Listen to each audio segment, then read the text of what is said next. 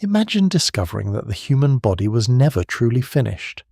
Your spine can fail because it was borrowed from older creatures. Your teeth no longer fit the jaw that carries them. Your throat can betray you while you eat. Even your mind still runs fear circuits shaped for a world that disappeared long before cities, writing, or memory. What if the body we trust every day is really a patchwork of ancient survival fixes, brilliant enough to keep us alive, but flawed enough to reveal the deep history hidden inside us before we go deeper? Take a moment to like the video, subscribe to the channel, and join us for more long-form mysteries of science, history, and the human story. A human body looks convincing at first glance. It rises, balances, reaches, runs, heals, remembers, and endures. It can cross deserts, climb mountains, build cathedrals, carve canals through continents, and place machines on other worlds. It can survive years of hunger, bursts of violence, outbreaks of disease, and winters cold enough to kill most exposed animals in hours. It can turn sound into language, light into memory, touch into meaning. It feels so capable, so intricate, so emotionally central to human life that people often speak of it as though it were the final draft of something carefully planned. But look more closely, and the confidence begins to crack. The deeper one goes into flesh, bone, nerves, blood vessels, and inherited instincts, the stranger the picture becomes. This is not a body built cleanly from first principles. It is a body assembled from old solutions, half-repaired accidents, emergency adjustments, and ancient compromises that never had to be elegant, only good enough to survive. The unsettling part is not that the human body fails. Everything alive eventually fails. The unsettling part is how often the failures seem built into the design itself. The back supports upright movement, yet it gives way with alarming ease.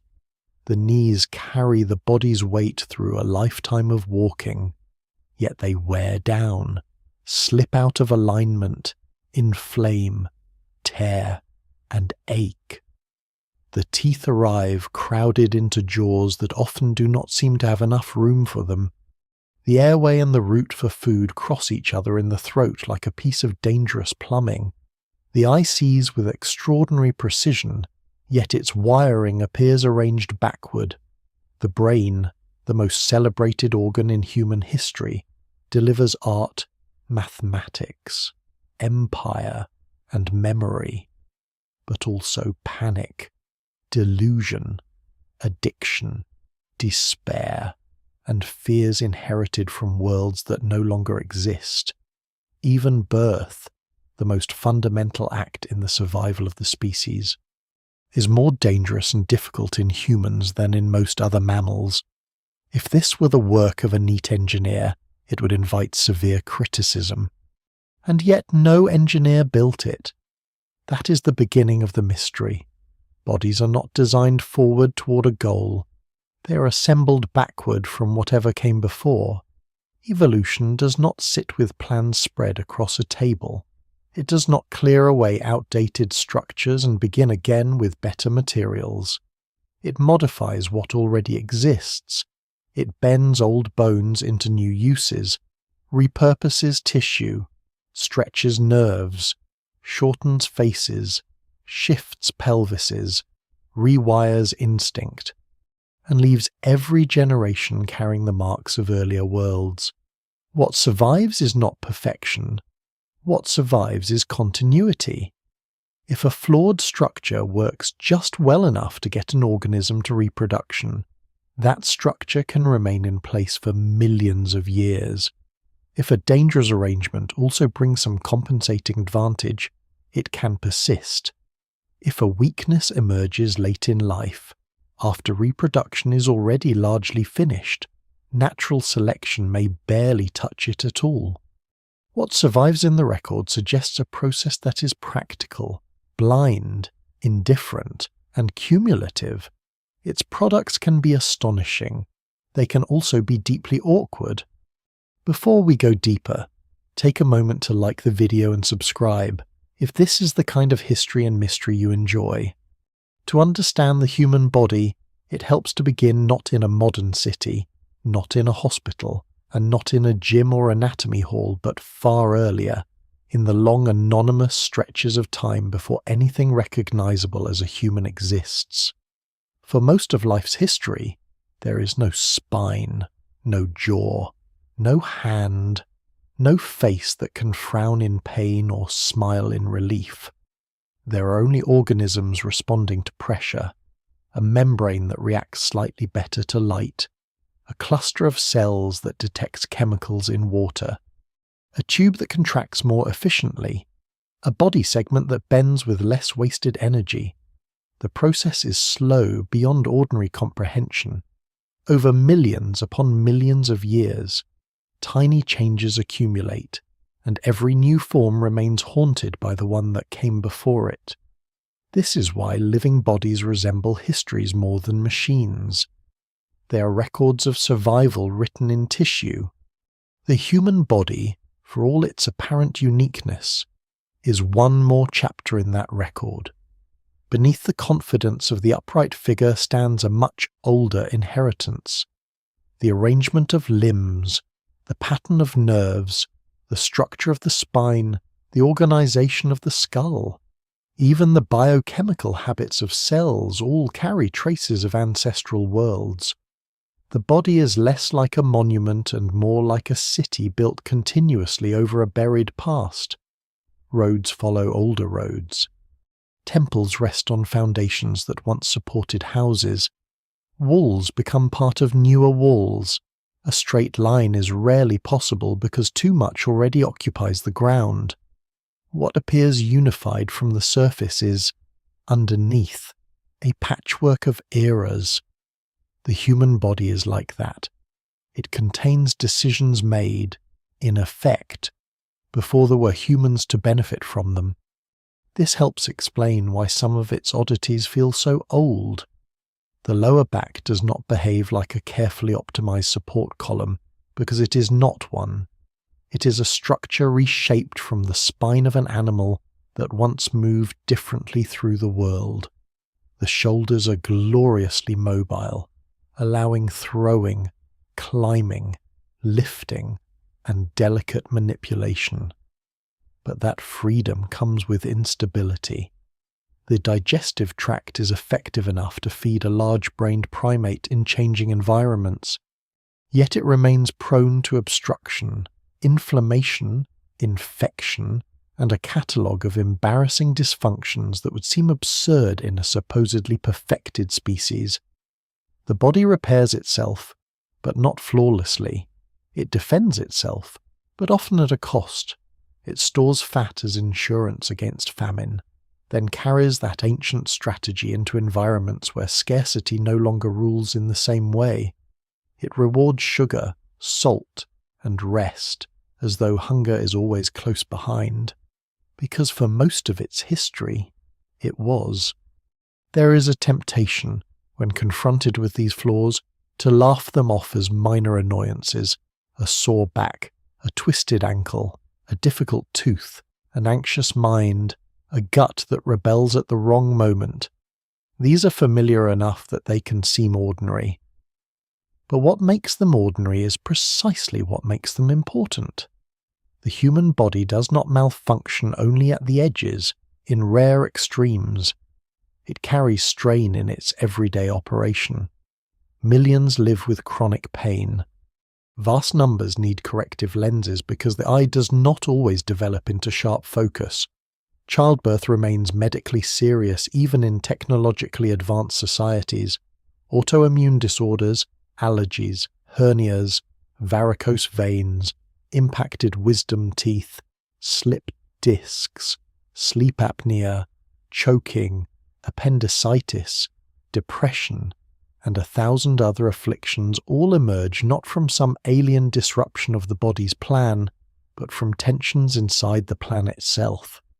The body is full of compromises that work, until they do not. That does not make it a failure. In fact, one of the deepest misunderstandings about evolution is the idea that flaws somehow disprove success. Success in evolutionary terms is not comfort, symmetry, or long-term elegance. It is survival and reproduction under real conditions. A structure can be painful and still be successful. A trait can shorten life slightly and still spread if it improves reproductive odds earlier on. A psychological tendency can become destructive in a modern setting and still be anciently adaptive in a landscape full of predators, rivals, disease, and uncertainty. No single explanation fully accounts for every detail, and scholars still debate the weight of particular pressures. But the general picture is clear. The human body is not wrong in the sense of missing a blueprint. It is right in the brutal, limited, historical sense of having worked often enough. That is why the body's strangeness becomes more fascinating the longer one looks at it. Every weakness raises a question about the past. Why is the retina arranged in a way that creates a blind spot? Why must a baby enter the world through such a narrow and risky passage? Why does the spine carry the posture of a compromise rather than the poise of a finished structure? Why do teeth erupt into mouths that sometimes cannot house them? Why does the mind produce stress responses so intense that they can damage the body they are meant to protect? Why does aging seem less like a carefully timed shutdown and more like a drawn-out accumulation of maintenance failures? Each problem, examined closely, turns into a clue. The body's glitches are not random, they are fossils still functioning. This is where the human story becomes unexpectedly ancient. What feels personal, immediate, and modern often begins in conditions so distant they are almost difficult to imagine. A nerve may take an odd path because its route made sense in a fish-like ancestor and was never fully rerouted afterward. A birth canal may be difficult because two powerful changes, walking upright and growing a larger brain, pulled anatomy in different directions. Cravings that now help drive obesity may descend from a world in which dense calories were rare prizes. Anxiety may borrow its force from nervous systems shaped to expect danger, social tension, and sudden loss. Even the face carries traces of adaptation, reduction, and crowding. The body is not simply alive in the present, it is carrying old weather. There is also something humbling in the realization. Human beings often imagine themselves as having escaped nature through intelligence. They build systems, laws, medicine, architecture, agriculture, and technology. They alter rivers, cut roads through mountains, cool rooms in deserts, and light the night until it resembles a weaker version of day. Yet every one of these achievements remains housed inside a body stitched together by a process with no foresight and no mercy. The surgeon performing a transplant must still contend with a spine that can ache, eyes that can fail, an immune system that can attack, and a brain vulnerable to exhaustion and fear. The engineer designing an aircraft still has a throat that can choke, and a circulatory system that struggles against gravity. The scholar writing about ancient empires still depends on a neck built to bear a head that expanded faster than its supporting structures entirely welcomed. Civilization changes the surroundings, but it does not erase the body's deeper history. And so the mystery is not merely that the human body contains flaws, it is that the flaws are often inseparable from the strengths. Hands capable of delicate tool use are attached to shoulders that trade stability for motion. A pelvis shaped for efficient walking narrows the path of birth. A brain capable of language, planning, abstraction, and symbolic culture requires a long, vulnerable childhood and immense energy. Skin that sweats so effectively in heat leaves the body more exposed in cold. Fat storage helps survival in famine but becomes dangerous in abundance. Bones are light enough to move efficiently yet brittle enough to break. Memory preserves knowledge and identity yet also preserves grief, fear, and injury. Time after time, the body reveals the same principle. Gain is purchased through compromise. This is why the human body can feel at once miraculous and improvised. One does not cancel the other. It is miraculous because such a patchwork works at all, because a being assembled from ancient vertebrate architecture, mammalian metabolism, primate hands, upright posture, oversized cognition, and unstable emotions can survive long enough to become self-aware. It is improvised because none of those inheritances were built to fit together neatly from the beginning. They were layered, adjusted, forced into alignment where possible, left slightly misaligned where necessary. The result is not a clean machine but a living truce. The deeper story that unfolds from here is not one of mockery or disillusionment. It is more interesting than that. It is the story of how old anatomy becomes new destiny, how inherited structures shape entire civilizations, how a body built from compromises changes what humans can eat, where they can go, how they give birth, what they fear, how they age, and what kind of species they become.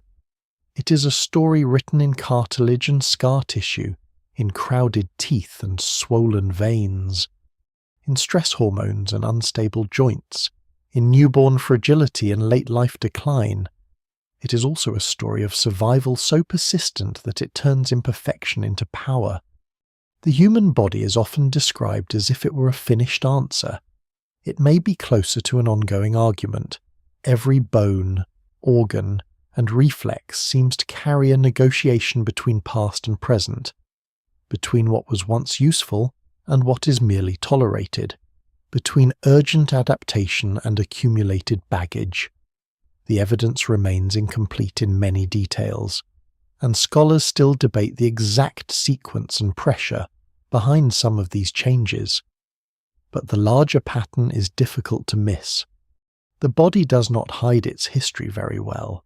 It leaks it everywhere, in pain, in appetite, in fear, in vulnerability, in resilience, and in the stubborn fact that a creature clever enough to map its own genome is still built around a throat that can accidentally kill it during dinner. That is the glitch at the heart of the human story. Not a single catastrophic error, but a long inheritance of small, workable imperfections.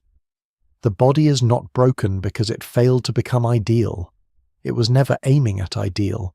It was aiming, blindly and repeatedly, at survival, and survival over immense time. Leaves behind a strange kind of masterpiece, one that can think about its own flaws, suffer from them, adapt around them, and still carry forward the marks of every world that made it. The strange thing, in the end, is that the human body never really lets the past go. It carries ancient seas in the chemistry of its blood, old vertebrate patterns in its spine, old mammalian bargains in its birth and bonding, old primate inheritances in its hands, face, and fears.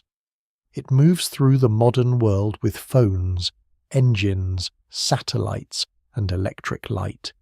Yet beneath all of that it is still negotiating with gravity, hunger, fatigue, infection, pain, and time in ways that would be recognizable to ancestors who never saw a city or heard a machine. The body is modern only on the surface. In its deeper logic, it is still very old. That may be why its flaws feel so intimate.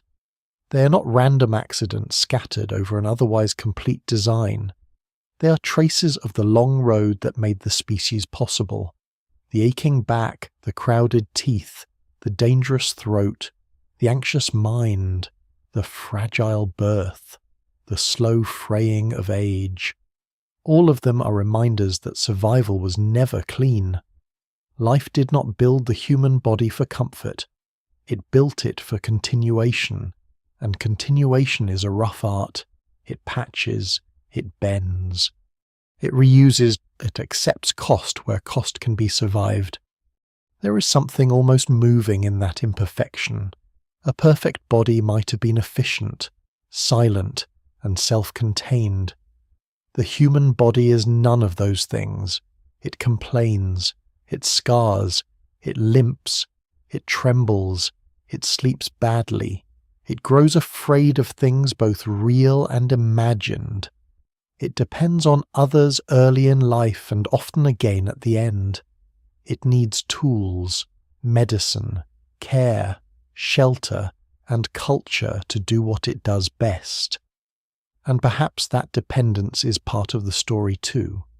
A body full of limits helped make a species that cooperates, teaches, remembers, and builds support outside itself. The unfinished creature became the world-building one.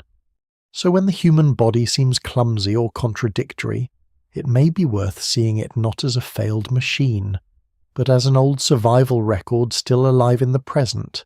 Every compromise inside it once belonged to a real landscape, a real pressure, a real danger, a real need.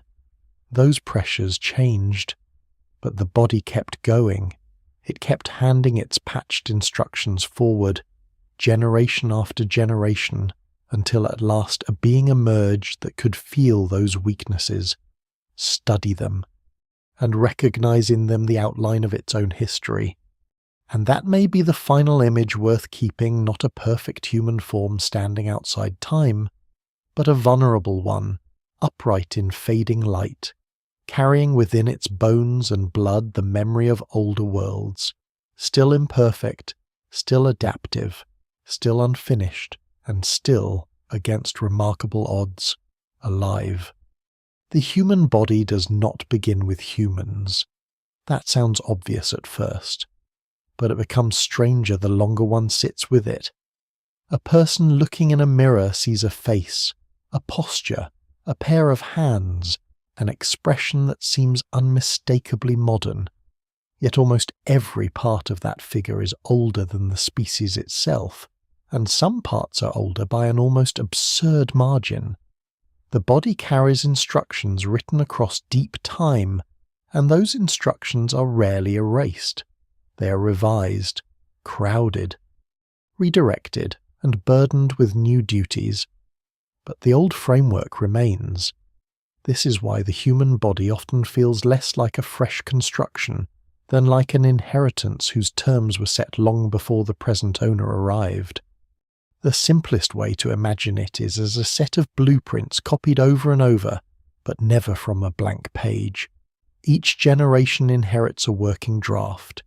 If conditions favour some adjustment, the draft is altered slightly, a limb lengthens, a pelvis tilts, a jaw shrinks, a hormone changes timing, a reflex becomes more or less intense, yet the underlying structure must still be built out of what is already there. Evolution cannot throw away the whole plan and begin with a cleaner version. That is not how inheritance works. It cannot decide, for example, that vertebrates would function better if nerves were routed differently from the beginning, or that mammalian reproduction should be entirely rebuilt around a safer mechanism. It works with continuity, and continuity means baggage. The human spine is a good place to begin because it is so central and so revealing. It feels to modern people like a pillar, the essential support of the upright body. But its deeper history is something else.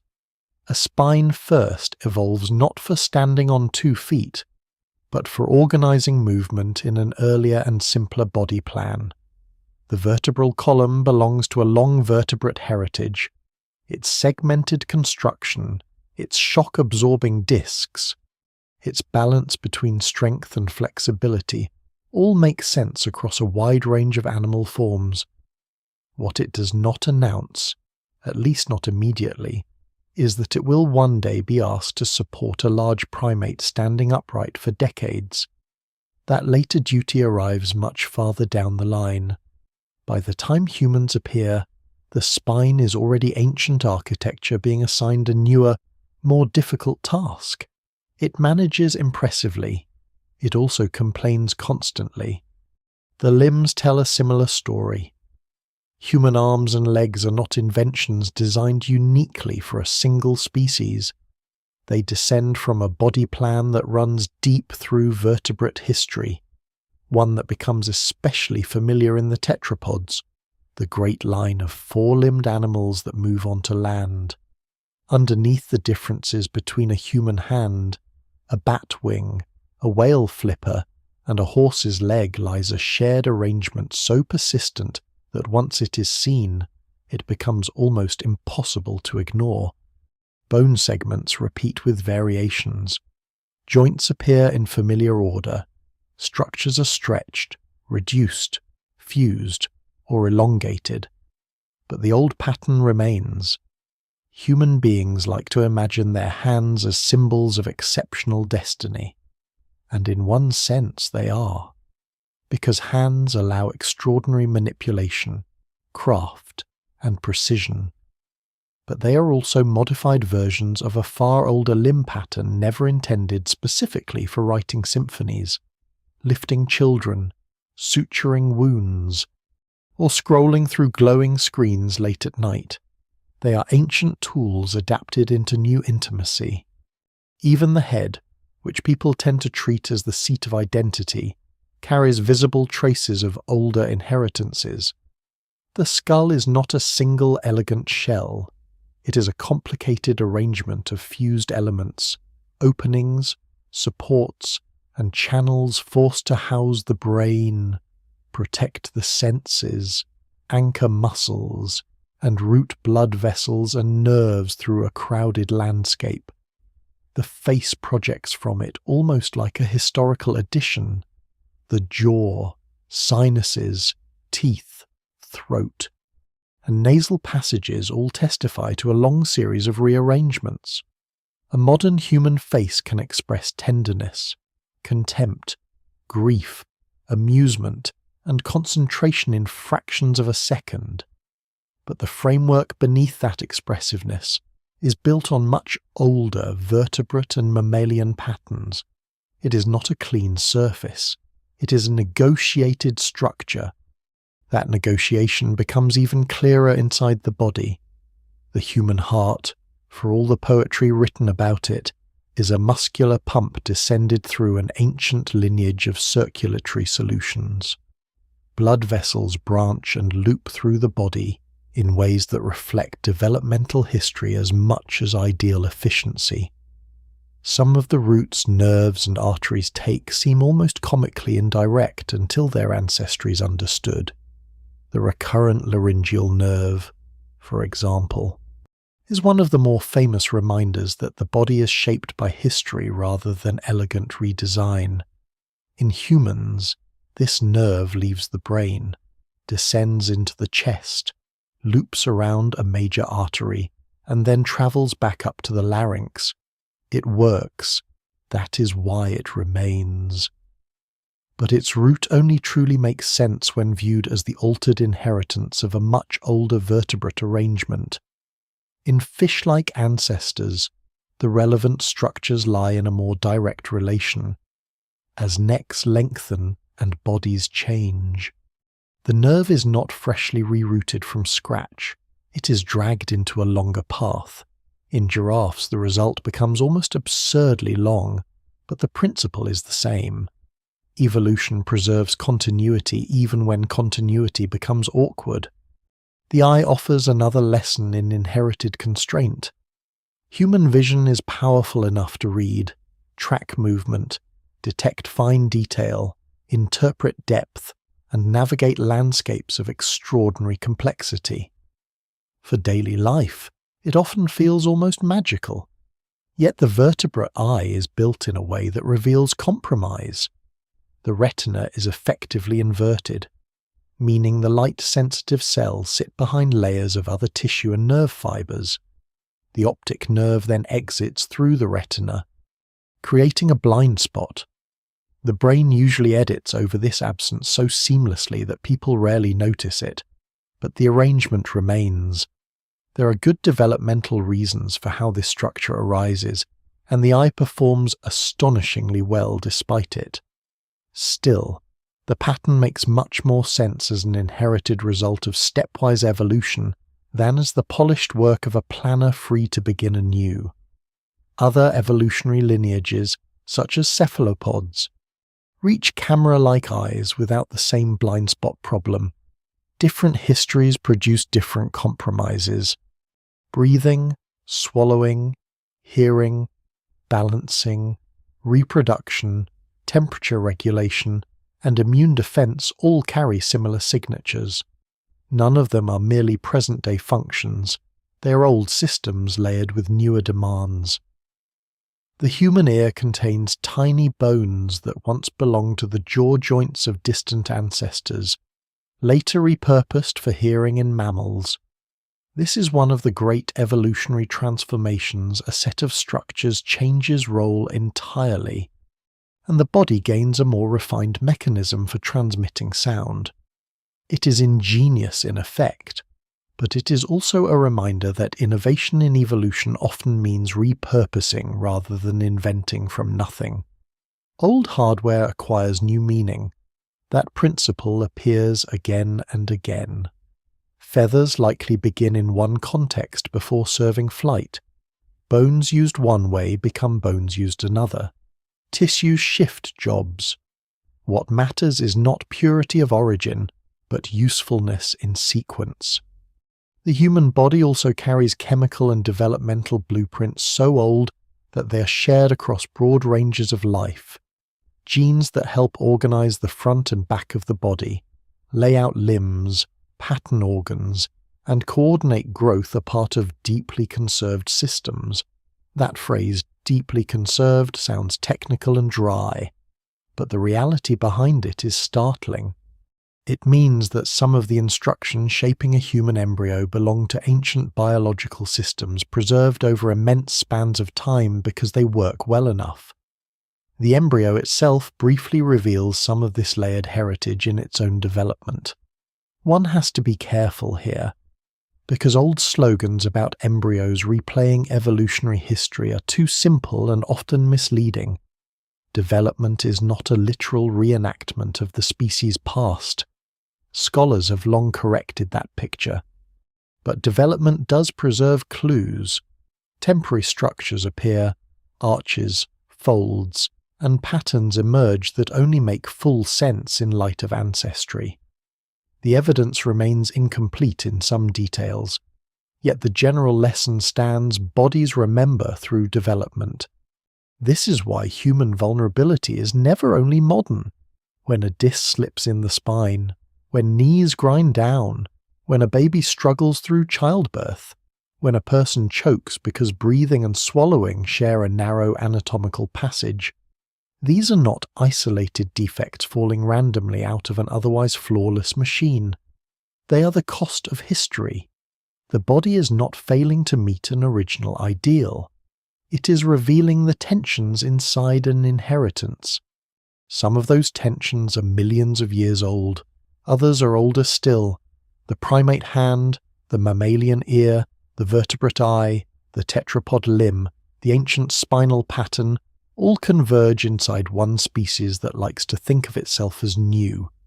There is something almost archaeological about anatomy when seen this way. A trained eye can move through the body the way an archaeologist moves through a buried site, noticing reused stones, altered walls, passages blocked off and reopened, additions built over foundations from a previous era. The body is full of such reuse. Muscles pull along roots that reflect older arrangements. The gut twists through the abdomen in a way shaped partly by embryological rotation. Sex differentiation modifies a shared developmental template rather than building male and female bodies from entirely separate beginnings. That shared template explains much about anatomy, including certain vulnerabilities. It also explains why the body often seems crowded, why one structure affects another, and why clinical problems can cascade through regions that appear unrelated on the surface. The crowding is not accidental. The neck alone is a corridor of compromise. Airways, food passage, blood supply, vocal structures, nerves, glands, and vertebrae are all packed into limited space while remaining flexible enough for movement. It works most of the time, which is an extraordinary achievement, but the risks are obvious. Sleep apnea, choking, vocal strain, thyroid problems, spinal compression, tension headaches, and vascular issues all reveal how tightly arranged the system is. A cleaner design, if such a thing were possible in nature, might separate these functions more safely. But nature does not redesign with that kind of freedom. It modifies the corridor it already has. The same is true at the scale of behavior. Human instincts and emotional patterns are not fresh inventions for modern civilization. They descend from older mammalian and primate systems concerned with hierarchy, attachment, fear, resource gathering, mating, and vigilance. Long before cities or writing, nervous systems are already calibrating danger and reward. Long before philosophy, hormones are already shaping aggression, bonding, stress, and care. The human version of these systems becomes unusually elaborate because the human brain becomes unusually elaborate. But the ancient emotional machinery remains. This will matter later, because some of the most painful glitches in human life emerge not from bones or organs alone, but from minds running ancestral circuits in environments they were never built to interpret calmly. What makes this inheritance especially powerful is that it is not optional. Humans do not choose whether to build on old blueprints. Every embryo begins inside them. Every life unfolds through them. A child learning to stand is using joints whose ancestors bear other loads in other postures. A teenager losing sleep under artificial light is still governed by rhythm shaped under day and darkness. A parent soothing an infant is participating in mammalian patterns of care far older than recorded history. Even modern medicine, for all its sophistication, works by navigating these inheritances rather than escaping them. Surgeons trace ancestral pathways. Pharmacology adjusts chemical systems that evolved for earlier purposes. Dentistry deals with jaws and teeth, caught in long-term evolutionary mismatch.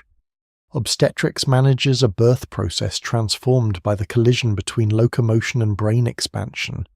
Everywhere one looks, the body is not a present tense creation, but a negotiation between old structures and newer demands. This is part of what makes human anatomy so moving.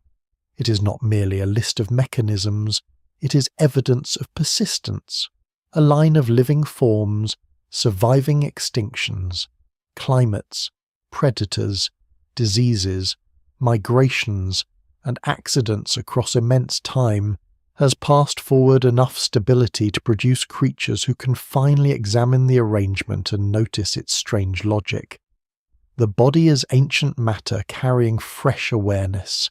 It is a museum that can walk, bleed, panic, desire, remember, and ask why it is built this way at all. And once that question is asked seriously, a disturbing clarity begins to form. The human body is not only descended from older bodies, it is trapped by them in productive ways. Its strengths emerge because those blueprints endure, but so do its limits. The hand can become a writer's hand only because an older limb pattern existed to be refined. The larynx can become part of speech only because older throat structures were reworked into new function. The brain can become symbolic and reflective only because more ancient neural systems already handled sensation, movement, threat, bonding, and reward. None of this happens in purity. Everything arrives with residue. So when people speak of a flaw in the human body, they are often really speaking about a seam in time, a place where one age meets another and the join never fully disappears. The body's made of such joins. They run through the spine, the jaw, the pelvis, the eye, the throat, the immune system, the emotions, and the slow chemistry of aging. It is this layered inheritance, more than any single dramatic defect, that creates the sense of an evolutionary glitch. Human beings are not broken in some sudden way. They are anciently assembled, and soon that assembly is forced into one of its boldest and most consequential changes.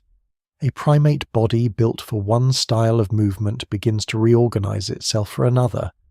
The hands will be freed, the horizon will shift, the spine will tilt into new burden, and the lower body will start carrying a future it was never originally asked to bear.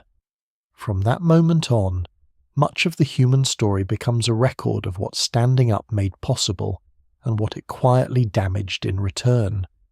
There is a moment, buried so deeply in the human past that no witness survives, when the body begins to lean into a different future, not all at once, and not in a single clear step, but through a long series of adjustments, a primate frame built for climbing, grasping, and moving through a mixed world of branches and ground starts to commit itself more fully to walking upright.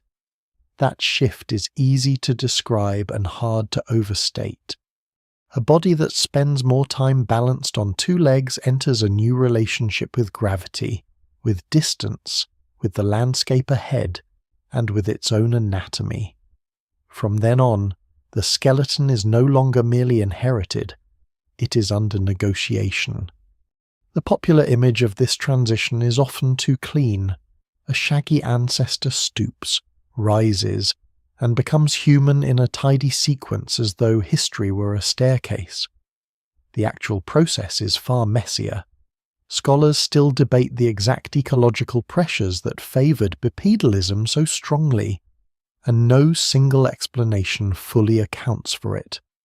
Open grassland may have mattered in some places and periods, but the old idea that early human ancestors simply stepped out of forests onto savannas and stood up because the trees vanished is too blunt. The evidence suggests a patchwork world of woodland, open terrain, shifting climate, fragmented habitats, and repeated adaptation.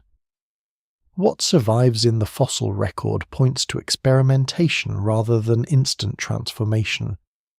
Different hominins carry different mixtures of traits. Some show upright walking alongside clear climbing ability. Some retain shoulders and hands still suited to moving through trees.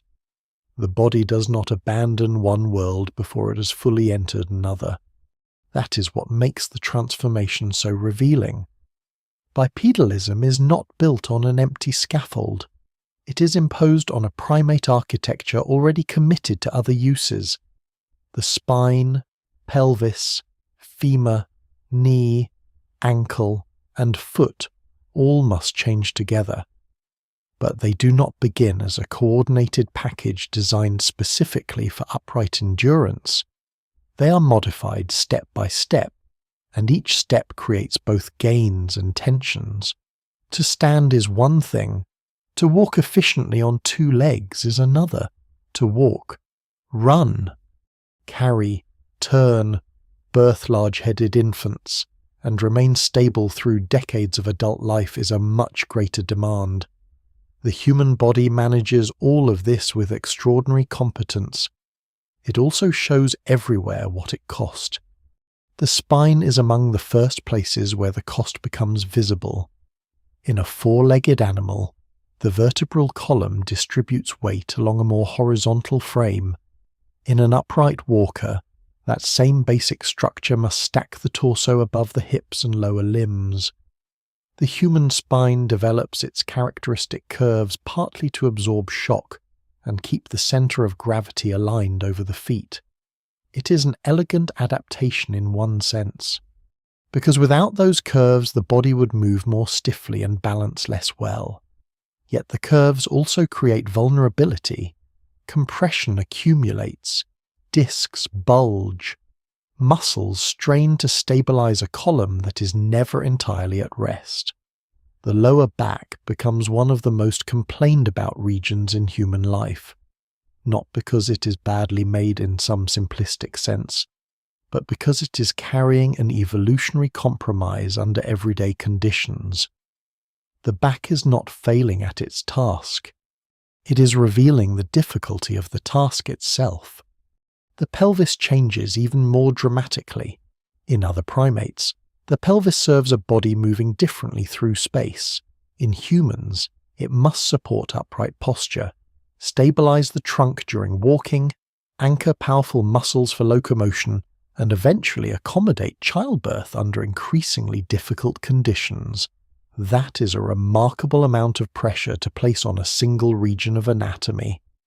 The human pelvis shortens and broadens relative to earlier ape-like patterns, creating a basin that helps support internal organs and improves the leverage of muscles needed for stable bipedal gait. The gluteal muscles, in particular, become crucial in a new way. They are no longer merely involved in moving the leg backward. They help prevent the body from tipping sideways with each step. Walking upright is not a passive balancing act. It is an ongoing muscular correction, repeated thousands of times a day. Every stride contains fine-tuned negotiation between gravity and motion. The femur, too, begins to angle inward toward the knee, bringing the feet closer beneath the body's center of mass. This creates a more efficient gait than a straight drop from wide-set hips to wide-set feet would allow. But efficiency again comes with consequences. The angled limb places specific stresses on the knee joint. Human knees are marvelous pieces of biological engineering in the practical evolutionary sense. They lock and flex, bear weight, absorb shock, and permit long-distance movement over varied terrain. Yet they are also susceptible to wear, ligament injury, cartilage damage, and chronic pain. A joint carrying the whole upper body through a lifetime of upright movement does not enjoy much margin for error. When alignment drifts, when weight increases, when muscle support weakens, or when simple age reduces resilience, the compromise becomes visible. Pain enters where design meets use. The foot may be the most transformed structure of all. A grasping primate foot and a human walking foot are separated by one of the most consequential anatomical reorganizations in the story of the body. The human foot loses much of the opposability and grasping freedom seen in other apes. The big toe aligns with the others. The arch develops, turning the foot into a spring, a stabilizer, and a lever. The heel becomes robust. Ligaments, tendons, and small bones settle into a configuration suited to repeated impact and push-off. This is one of the great triumphs of human evolution. It makes endurance walking and distance travel possible on a scale rare among mammals. Humans are not especially fast sprinters, but they are astonishingly persistent movers. Given time, water, and favorable conditions, they can cover ground with a relentless economy that helps explain migration, hunting strategies, and the expansion of the species across continents. And yet the foot never entirely escapes its own redesign. Flat arches, plantar pain, stress fractures, bunions, tendon injuries, and ankle instability are all reminders that a structure forced into many roles often carries hidden fragility. The same foot that can travel enormous distances can also be undone by small imbalances in load, surface, or footwear. Modern life often intensifies these mismatches. Hard, flat floors, sedentary habits punctuated by sudden exercise, restrictive shoes, and long periods of unnatural standing all expose the limits of a foot shaped in a very different world. The evidence remains incomplete on the precise balance between anatomy and environment in many common foot disorders, but the larger pattern is unmistakable. The human foot is superbly capable and chronically burdened at the same time. Bipedalism changes not just the skeleton but the entire way a body experiences the landscape. An upright figure sees farther across open ground. The hands are freed from locomotion much of the time. Objects can be carried. Food can be transported. Infants can be held differently. Tools can be used while moving. Heat load may be managed differently because less surface area is exposed directly to overhead sun, while more of the body is lifted into moving air. Scholars have proposed many such advantages, and some remain more convincing than others depending on context. Carrying, efficiency over distance, improved visual surveillance, and thermoregulatory benefits all appear in the discussion. Scholars still debate their relative importance, but together they make clear that upright walking is not a narrow anatomical quirk. It reorganizes the species' relationship to labor, territory, social life, and survival. This is why the hands matter so much in the story, even though the legs do the walking. Once locomotion depends less on the forelimbs, the upper body is available for other things with greater consistency. That does not mean hands become suddenly free in a magical instant. But over long stretches of time the change matters profoundly. Carrying tools, infants, gathered food, and later crafted objects becomes easier. Throwing develops into something unusually important. Precision grip gains broader significance. The arm and shoulder remain compromised structures too, as will become clear later. But upright walking helps create the conditions in which manual skill can become central to the human way of life. The body pays for this freedom elsewhere. There is also a subtler consequence. Walking on two legs makes balance an active and permanent concern. A four-legged body can be stable in ways a two-legged body simply cannot. Human beings spend their lives preventing themselves from falling. The nervous system, inner ear, vision, proprioception, muscles, and joints are in constant communication to keep the body upright. Most of the time this happens so seamlessly that it disappears into ordinary experience. But age, illness, fatigue, intoxication, injury, and neurological decline reveal how finely tuned the system must be. Falls become one of the great hazards of later life. Even in youth, a misstep can mean fracture, concussion, torn ligament, or worse. The upright body gains reach and versatility, but it lives closer to collapse. One of the stranger features of human walking is how natural it feels despite how complicated it is. A toddler lurching across a room is already performing an act that required millions of years of evolutionary adjustment. Beneath that wobbling effort lies a reworked pelvis, an angled femur, a curved spine, an arched foot, and a nervous system trained to integrate them. Bipedalism feels simple only because it is deeply learned and deeply embodied. In structural terms, it is a remarkable gamble. A large-brained primate with vulnerable joints and a long period of dependency chooses, in effect, to live on a narrow vertical platform balanced over two shifting points of contact. That gamble succeeds so well that it defines the lineage, but success does not erase strain. The fossil record preserves glimpses of that strain and adaptation. Early hominins such as Ardipithecus, Australopithecus, and later Homo species do not present a single neat ladder of progress. They show mosaics. One species may have a pelvis suggesting substantial upright walking alongside arms still suited for climbing. Another may carry a foot more committed to terrestrial movement, while retaining upper body features that recall older habits. This mosaic pattern matters because it shows evolution proceeding by pieces. Traits do not all arrive together at the same speed. The body is remodeled unevenly, and for long stretches multiple forms of life coexist, some more tree-bound, some more ground-bound, some combining both. The path to human locomotion is not a straight road. It is a braided track through changing worlds. Climate likely kept pressing the issue. As habitats shifted and resources scattered, the ability to travel efficiently between patches of food, water, shelter, and social allies would have mattered. Distance becomes part of survival. Upright walking is slower than the leap of a monkey through branches and less powerful than the sprint of a predator, but it excels in persistence.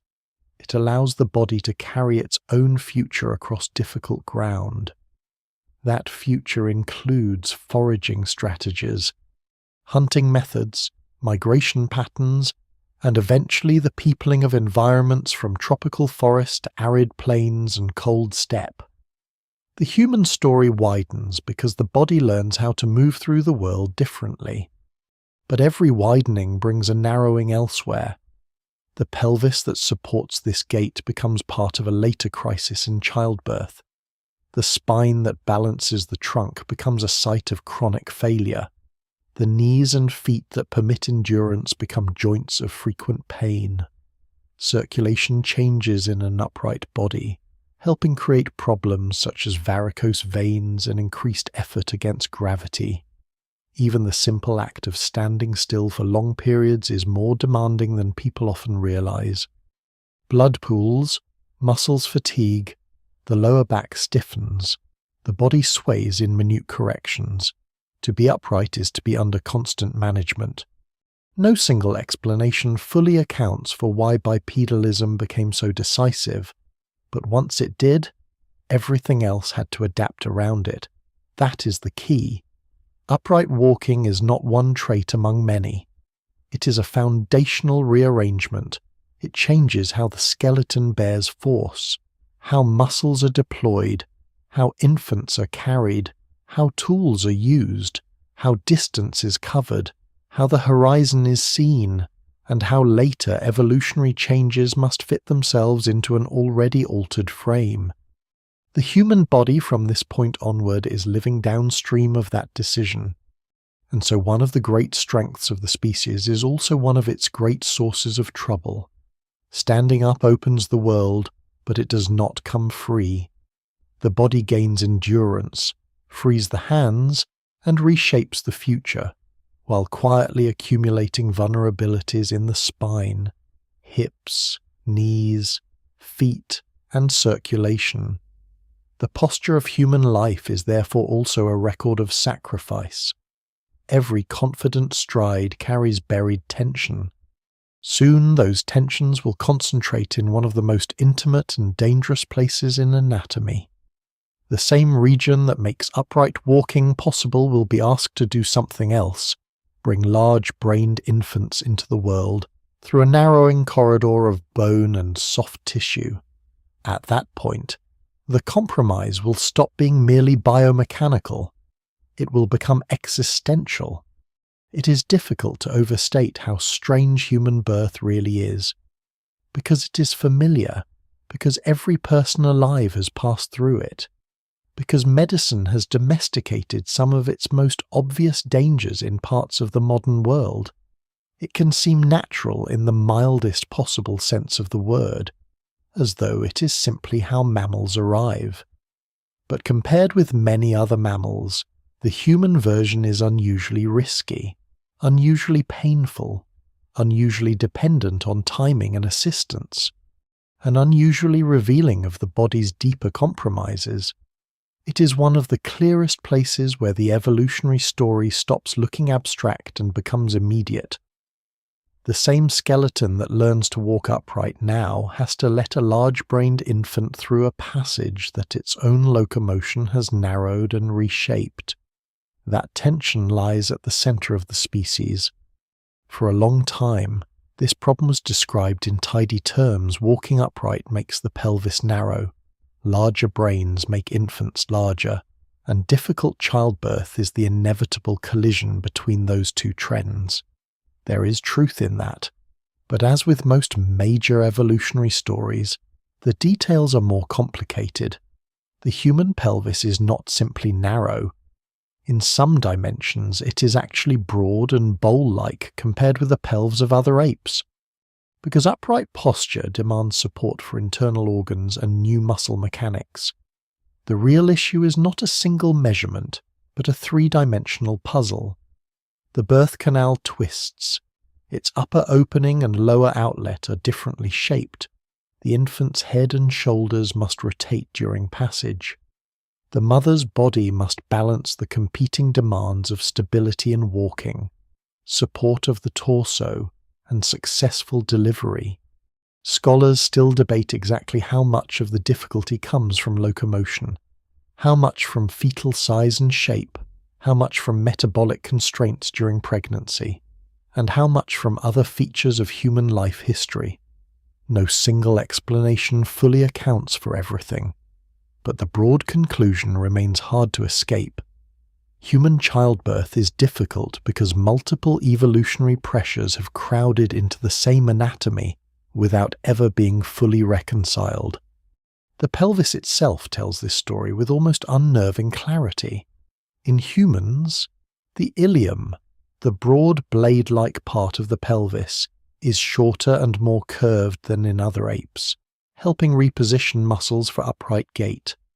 The sacrum and the surrounding bones form a basin that supports abdominal organs when the body stands vertically. At the same time, the passage through which a baby must emerge is constrained by those same structures. In many mammals, birth is comparatively straightforward. The young are smaller relative to the mother. Their heads do not challenge the canal in the same way, and the process can often occur quickly and alone. In humans, the infant enters the world through a rotating sequence. The head engages the inlet at one angle, turns as it descends, and must navigate changing dimensions before the shoulders follow. It is not a direct exit through a simple tube. It is more like a careful negotiation through a bent corridor whose measurements leave little room for error.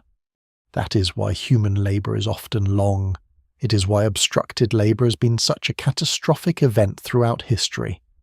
It is why maternal mortality and infant mortality remained high for most of the species' existence. And it is why childbirth occupies such a central place not only in medicine but in social life, ritual, fear, and memory. The danger is not accidental, it is structural. A human mother is not merely expelling a fetus. She is managing a deep evolutionary compromise in real time. Through pain, blood loss, muscular force, and a choreography of bone and tissue that can go fatally wrong. For most of history, people did not understand the anatomical reasons in any scientific sense, but they understood the stakes intimately. Birth could save a lineage or end one. It could strengthen a household or tear it apart in a single day. The infant's role in this problem is just as revealing. Human newborns are unusually helpless compared with the young of many other mammals. A foal can stand quickly, a calf can follow. Even many primate infants cling with a competence that seems astonishing when compared with the instability of a human newborn. Human babies emerge unfinished. Their heads are large, their brains metabolically expensive, their motor control limited, their dependence extreme. This is not a side effect. It is part of the solution. Because the baby cannot continue growing indefinitely inside the womb without creating impossible demands on both mother and child. Birth occurs at a point when the infant is still neurologically and physically underdeveloped by broader mammalian standards. Some scholars describe human babies as effectively born too soon, not in the medical sense of prematurity, but in the evolutionary sense of entering the world before development is complete. The phrase is not exact, and the evidence remains incomplete in places, but it captures something important. Human infancy is a continuation of gestation outside the womb. That long dependency changes everything. It increases the importance of parental care, cooperative care, and social bonds. It likely reshapes mating patterns, group structure, division of labor, and the role of extended kin. A body that cannot solve the birth problem anatomically solves part of it behaviorally and socially. Assistance matters. The human species becomes, among other things, a species in which reproduction is not only biological but cooperative.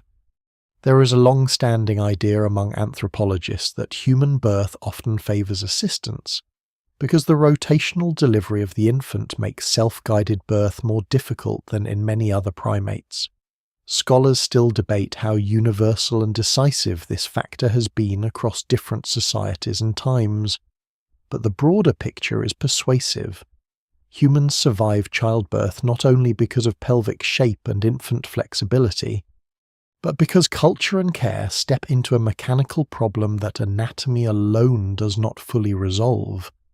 The infant head itself is an extraordinary compromise.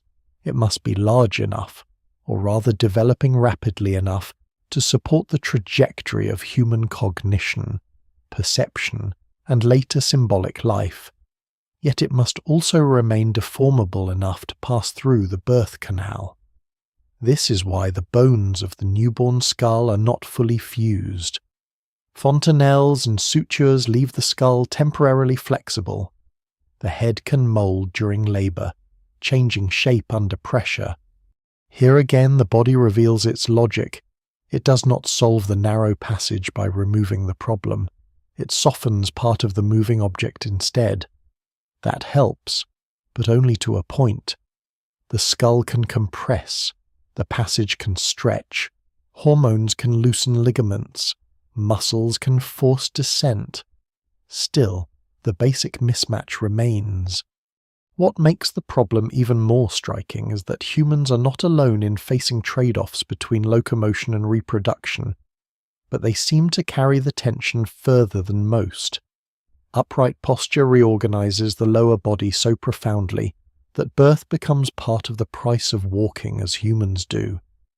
It is one of the sharpest examples of gain and cost being fused together. The same anatomy that carries tools, crosses long distances, and supports the body's vertical stance also creates a channel through which life must arrive with difficulty. No engineer would likely choose this arrangement from the start. Evolution did not choose it from the start either. It inherited one body, changed it for locomotion, changed the infant for cognition, and left the two to negotiate. The negotiation begins long before labor. Pregnancy itself is physically demanding in ways tightly connected to upright posture. As the fetus grows, the mother's center of gravity shifts forward. The spine must adjust. The lower back often arches more deeply, increasing lumbar load. Ligaments soften under hormonal influence, helping prepare the pelvis for birth, but sometimes destabilizing joints elsewhere. The abdominal wall stretches. Circulation is strained. Breathing can change. Sleep can become difficult. Again, these are not random inconveniences. They are the daily mechanical consequences of fitting a large developing fetus into a body already operating under the stresses of bipedal balance. Pregnancy in an upright species is a matter of continuous compensation. The fossil and comparative evidence offer glimpses but not complete certainty. Ancient pelvises are rare and often incomplete. Reconstructing locomotion and childbirth from bones alone involves inference, and scholars still debate the exact capacities of different hominin species. Some early hominins may have had somewhat easier births relative to head size than later members of the genus Homo. Others may have faced different balances of difficulty depending on pelvic anatomy and fetal development. Neanderthals, with their own distinctive body shapes and skull forms, raise further questions about how birth varied across closely related humans. What survives in the record suggests that the problem changes over time rather than appearing in one dramatic instant. As brains grow, as bodies reorganize, as life history shifts, childbirth becomes a moving target. That uncertainty matters, because it reminds us that even this most fundamental event is historically layered rather than fixed. There is another unsettling truth here.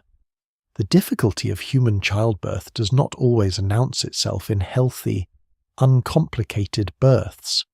It announces itself in the edge cases, the failures, the near disasters, the obstructed labours that need intervention, the tears, the hemorrhages, the infants that arrive stillborn, the mothers who do not survive the attempt, for most of prehistory and history.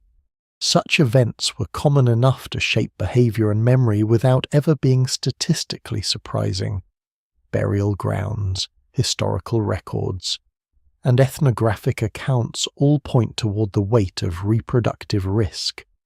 The human body is capable of producing life with great consistency over time, yet individual births often unfold under threat. This is one of the reasons childbirth has so often been treated with reverence, fear, taboo, and communal attention. Biology alone made it dramatic long before storytelling did.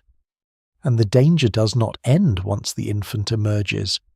Because human babies are born so neurologically immature, the burden shifts into a prolonged period of care. The newborn cannot regulate itself well, cannot move independently, cannot feed itself, cannot survive without near constant support. The species turns anatomical difficulty into social dependency. That dependency may have had enormous evolutionary consequences: cooperative breeding, grandmother effects, pair bonding of varying intensities, food sharing, sheltering behaviour, and prolonged teaching all become more significant in a creature whose young take so long to become competent. In this sense, the narrow pelvis and the expanding brain may have helped shape not just bodies but societies. The glitch in the skeleton ripples outward into kinship. Yet there is no simple moral to draw from this. It would be easy to describe the human pelvis as flawed and leave it there, but that misses the deeper pattern. The pelvis is not merely failing to be ideal, it is performing multiple incompatible tasks unusually well.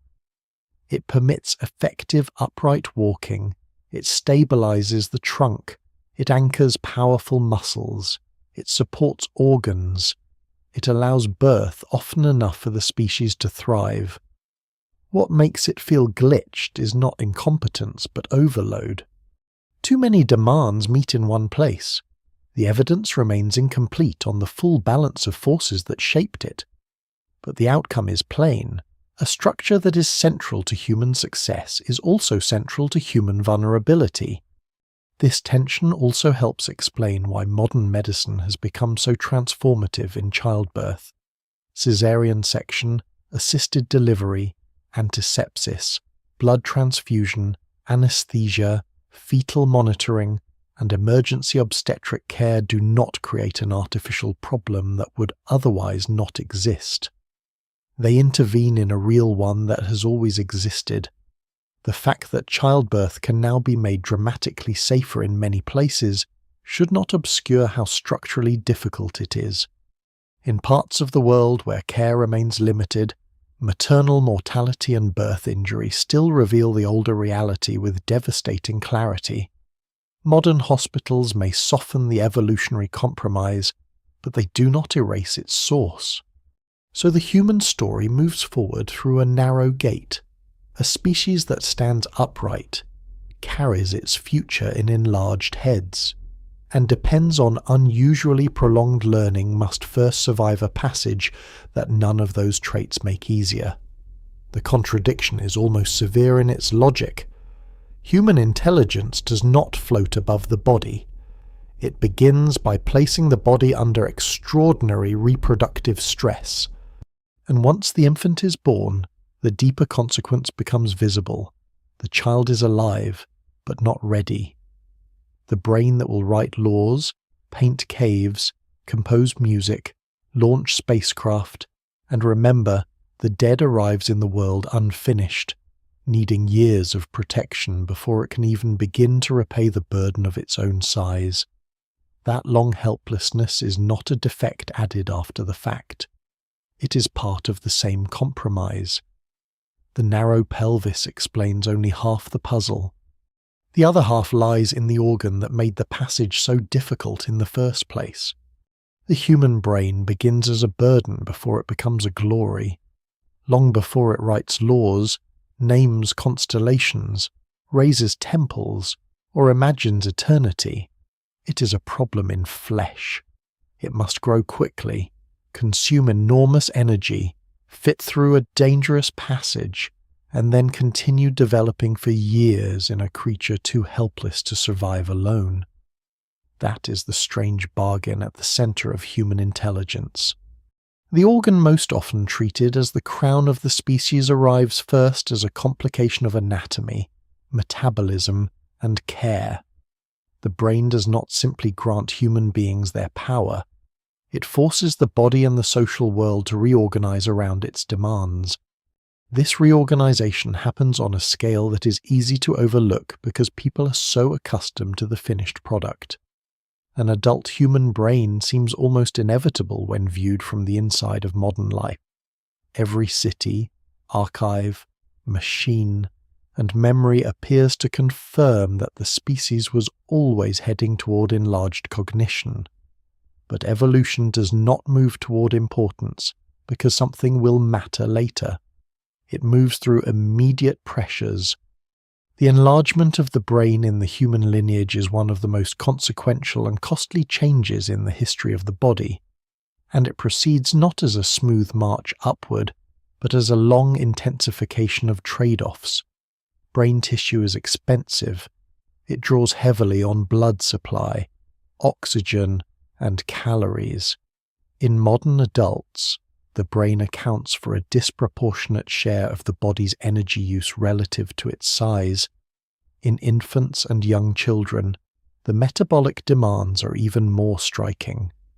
This means that to have a large and rapidly developing brain, a species must solve not only mechanical problems of childbirth, but energetic problems of nourishment.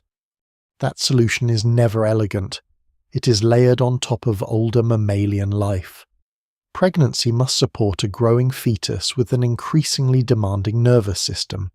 The placenta becomes part of the story. Maternal diet becomes part of the story. Fat reserves become part of the story. After birth, milk, food provisioning, protection, and prolonged learning all become part of the story. The brain, in other words, is not just an organ inside the skull.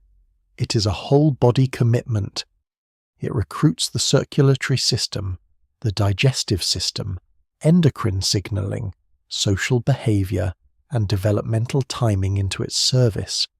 Human intelligence is embodied dependency stretched over years. This helps explain why human babies are so radically unfinished. Compared with many mammals, and even compared with some other primates, the human newborn enters the world in a state of extraordinary incompletion. Vision is limited, movement is uncontrolled, temperature regulation is fragile, feeding requires support, sleep and wake rhythms are unstable, emotional regulation is almost non-existent in any independent sense. The infant depends on touch, warmth, carrying, and repeated care, not simply out of cultural habit, but because development remains ongoing at a pace that the womb can no longer safely contain. The skull bones are still mobile. The nervous system is still wiring itself through experience. Motor coordination will take months. Language will take years. Judgment will take far longer than that. This is not a side issue in human evolution. It is one of its defining features. Scholars have long tried to explain exactly how this pattern emerges. One influential idea emphasizes the conflict between pelvic constraints and fetal head size, suggesting that infants must be born at an earlier developmental stage because the birth canal cannot safely accommodate much more growth. Another line of research points to energetic limitations during pregnancy, arguing that mothers may be unable to sustain the metabolic load of fetal growth beyond a certain point. Regardless of pelvic size, these explanations are not always mutually exclusive, and scholars still debate their relative importance. The evidence remains incomplete, especially when reconstructing deep evolutionary stages. But whatever the precise balance of causes, the outcome is clear. Human infancy is unusually extended because the species carries a large-brained future inside a body that cannot complete that future before birth.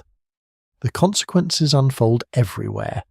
A long childhood means a long period of vulnerability, but it also means a long period of plasticity. The brain is not fully preloaded with fixed behavior. It is prepared to be shaped. That shaping becomes one of the great strengths of the species. Humans can learn languages, local ecologies, social rules, tool use, symbolic systems, and shared memory with a depth rare in the animal world. A child is not merely growing larger. A child is being built by experience. The unfinished brain turns culture into something biologically consequential. Knowledge can accumulate outside genes and still become essential to survival because the young remain open to absorbing it. This is one reason humans become historical creatures in a deeper sense than most animals. They do not just inherit instincts, they inherit instruction. But the price of that openness is dependence so extreme that it would be almost absurd in a less social species. A newborn human left alone dies quickly. A toddler wanders into danger with astonishing creativity. Even older children remain exposed for years to hunger, weather, disease, violence, and accident. If adulthood in humans arrives slowly, then survival must be buffered by care, and care must be organized socially. This is why the human story cannot be told through anatomy alone. Enlarged brains alter the structure of families, groups, and time itself. The species must invest for the long term. Parents, kin, and allies support individuals who will not become fully competent for more than a decade. Grandparents matter, food sharing matters, protection matters, teaching matters. What looks like a biological weakness in the infant becomes one of the roots of social complexity in the adult. There is a quieter and more unsettling implication as well. Because the brain develops over such a long period, it is unusually sensitive to disruption, malnutrition, infection, stress, trauma, toxic exposure, oxygen deprivation, sleep loss, and social deprivation can all leave marks on development. A creature whose nervous system stays open for longer gains flexibility, but it also prolongs the window of risk. A calf or foal may face acute danger from predators, but a human child faces years during which the environment can shape cognition, emotion, and health in lasting ways. The body has placed its most important organ into an extended apprenticeship with the world. Sometimes that yields brilliance. Sometimes it yields injury carried invisibly into adulthood. The skull itself preserves this tension. In adults, the human cranium appears large and rounded compared with that of other apes, reflecting the size and configuration of the brain it encloses. But at birth, the problem is not only absolute size, it is timing and proportion. The head of a human infant is massive relative to the rest of the body. The neck is weak. The muscles that will later stabilize posture are scarcely ready. The skull must protect a developing brain while remaining soft enough in places to survive passage through the birth canal and later growth.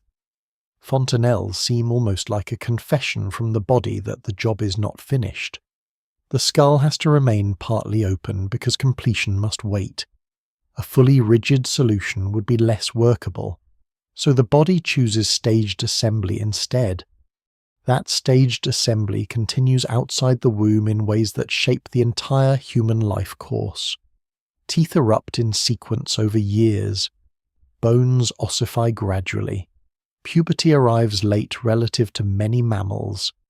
The frontal regions of the brain associated with planning, inhibition, and long-term judgment continue maturing well into early adulthood.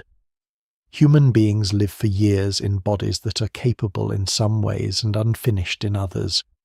This strange timing creates a species that is adaptive, teachable, inventive, and socially dense, but also impulsive, error-prone, and dependent longer than its size might suggest. The same developmental pattern that helps produce language and culture also leaves adolescents taking risks with brains still under construction. The glitch is not just in the newborn, it is spread across the whole timeline of becoming human. No single explanation fully accounts for why the brain grows so much and in the way it does. Diet, tool use, social complexity, ecological unpredictability, cooperative life, hunting strategies, fire, and language have all been proposed as key pressures or feedback loops. Scholars still debate which factors mattered most and when. It is likely that several forces reinforced one another over time. Better tools alter diet. Better diet supports bigger brains. Bigger brains support more complex cooperation. Cooperation supports longer childhood. Longer childhood supports more learning. The loop intensifies.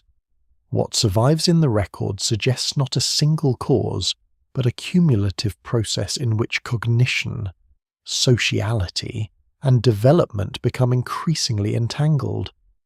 The brain expands not in isolation but as part of an entire evolutionary package, and like every other major gain in the body, this one arrives with structural and psychological consequences that never fully disappear.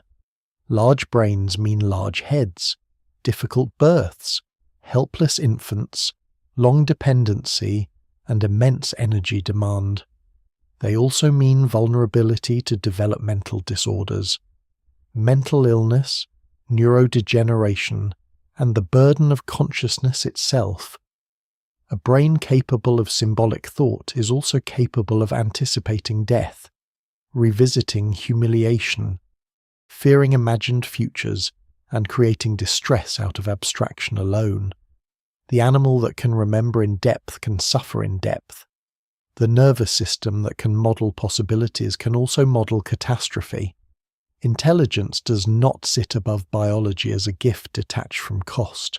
It is biological cost transformed into unusual power.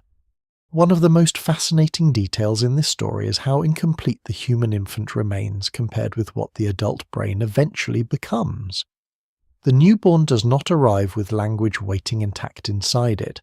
It arrives with biases, capacities, sensitivities, and developmental pathways. But the full human mind is not there yet. It must be built through months and years of interaction. Faces, voices, touch, rhythm, joint attention, play, imitation, sleep, frustration, and repetition all sculpt the brain. This means the species carries one of its greatest achievements, culture, through one of its greatest vulnerabilities, prolonged helplessness. The body cannot simply produce a ready-made human in miniature. It produces a possibility that has to be maintained. That maintenance has consequences for the adults doing the maintaining. Caring for a large-brained, unfinished infant is exhausting. Feeding, Carrying, soothing, protecting, and teaching a child consumes time and energy that could otherwise be spent elsewhere. This likely helps shape the cooperative character of human groups. It may also have influenced pair bonds, alloparenting, food distribution, and the role of older individuals whose own reproductive years were ending. The grandmother hypothesis, debated in its details but influential in the broader conversation, suggests that post-reproductive longevity in humans may have been favored partly because older females increased the survival of descendants through care and provisioning. Scholars still debate how widely and strongly this applies across times and populations, but the larger point holds. A species with slow, expensive young reorganizes social life around care. The body therefore pays for the brain twice. First, it pays mechanically and metabolically through pregnancy and birth. Then it pays temporally through years of dependency and caregiving. Yet from those costs emerge memory traditions, tool systems, moral codes, burial practices, agriculture, astronomy, law, poetry, architecture, and science. Human civilization is built on delayed maturity, the child who cannot walk steadily, feed itself, or survive a winter alone is also the child whose brain can be shaped into a hunter, navigator, storyteller, healer, builder, or mathematician. The species becomes powerful precisely because it remains unfinished for so long. Still, one should not romanticize the arrangement too quickly. Extended helplessness is dangerous. It means starvation can kill the young before they learn. It means parents can die, leaving children exposed. It means social breakdown echoes violently across generations. It means disease in infancy and childhood carries enormous selective force. It means the body's most ambitious organ comes wrapped in some of its greatest fragility. The evidence of success is visible in everything humans have made, but the evidence of strain is visible in everything they must do to get a child safely to adulthood. So the brain is not merely an enlargement, it is a reordering of life. It turns anatomy into social obligation, metabolism into strategy, childhood into a long corridor, and knowledge into inheritance. It magnifies what humans can become, while ensuring that they begin in one of the weakest conditions of any large-bodied mammal. The newborn is not a finished creature entering the world. It is a promise the body can only partly keep on its own. And as that promise grows, another old structure begins to protest more loudly.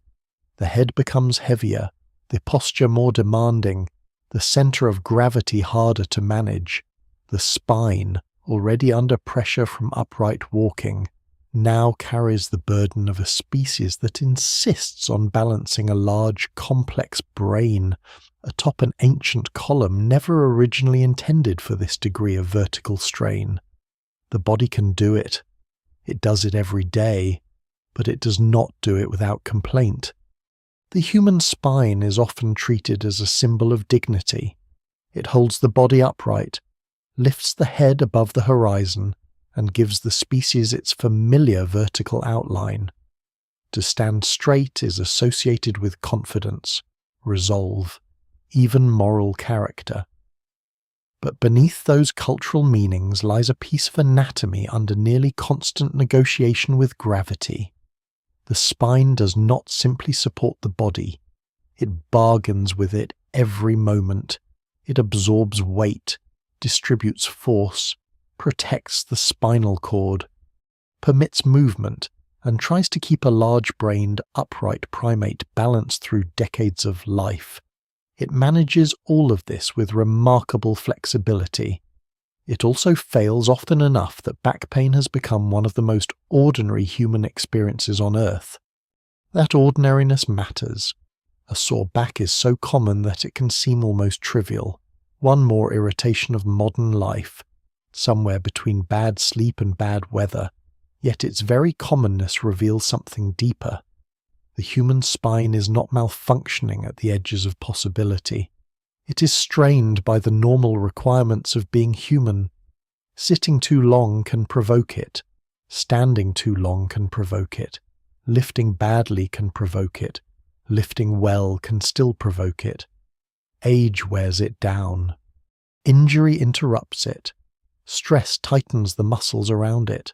Pregnancy shifts the load on it. Weakness in the abdomen, hips, or legs can transfer strain into it.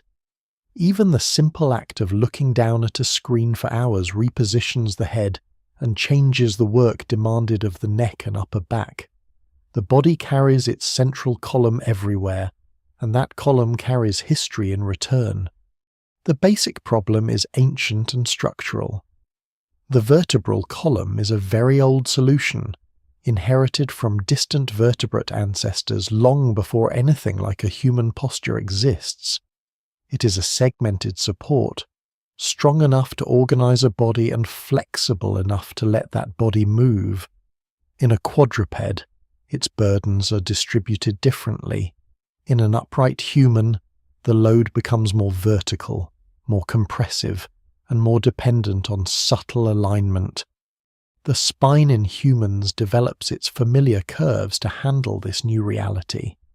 The cervical curve in the neck helps balance the head. The thoracic curve accommodates the rib cage. The lumbar curve helps position the trunk over the pelvis. These curves are not mistakes. Without them, shock absorption and balance would be much worse. But they also mean the spine is not a rigid pillar. It is a spring-loaded compromise, stable only through motion, muscle support, and constant correction. That is what makes the lower back so vulnerable. The lumbar region carries much of the body's weight while also allowing bending, twisting, and extension. It sits at the junction where the mobile trunk meets the pelvis and legs, the great transfer point between upper and lower body. Discs cushion the vertebrae, ligaments restrain them, muscles stabilize them, nerves branch outward from them. In theory, the arrangement is magnificent.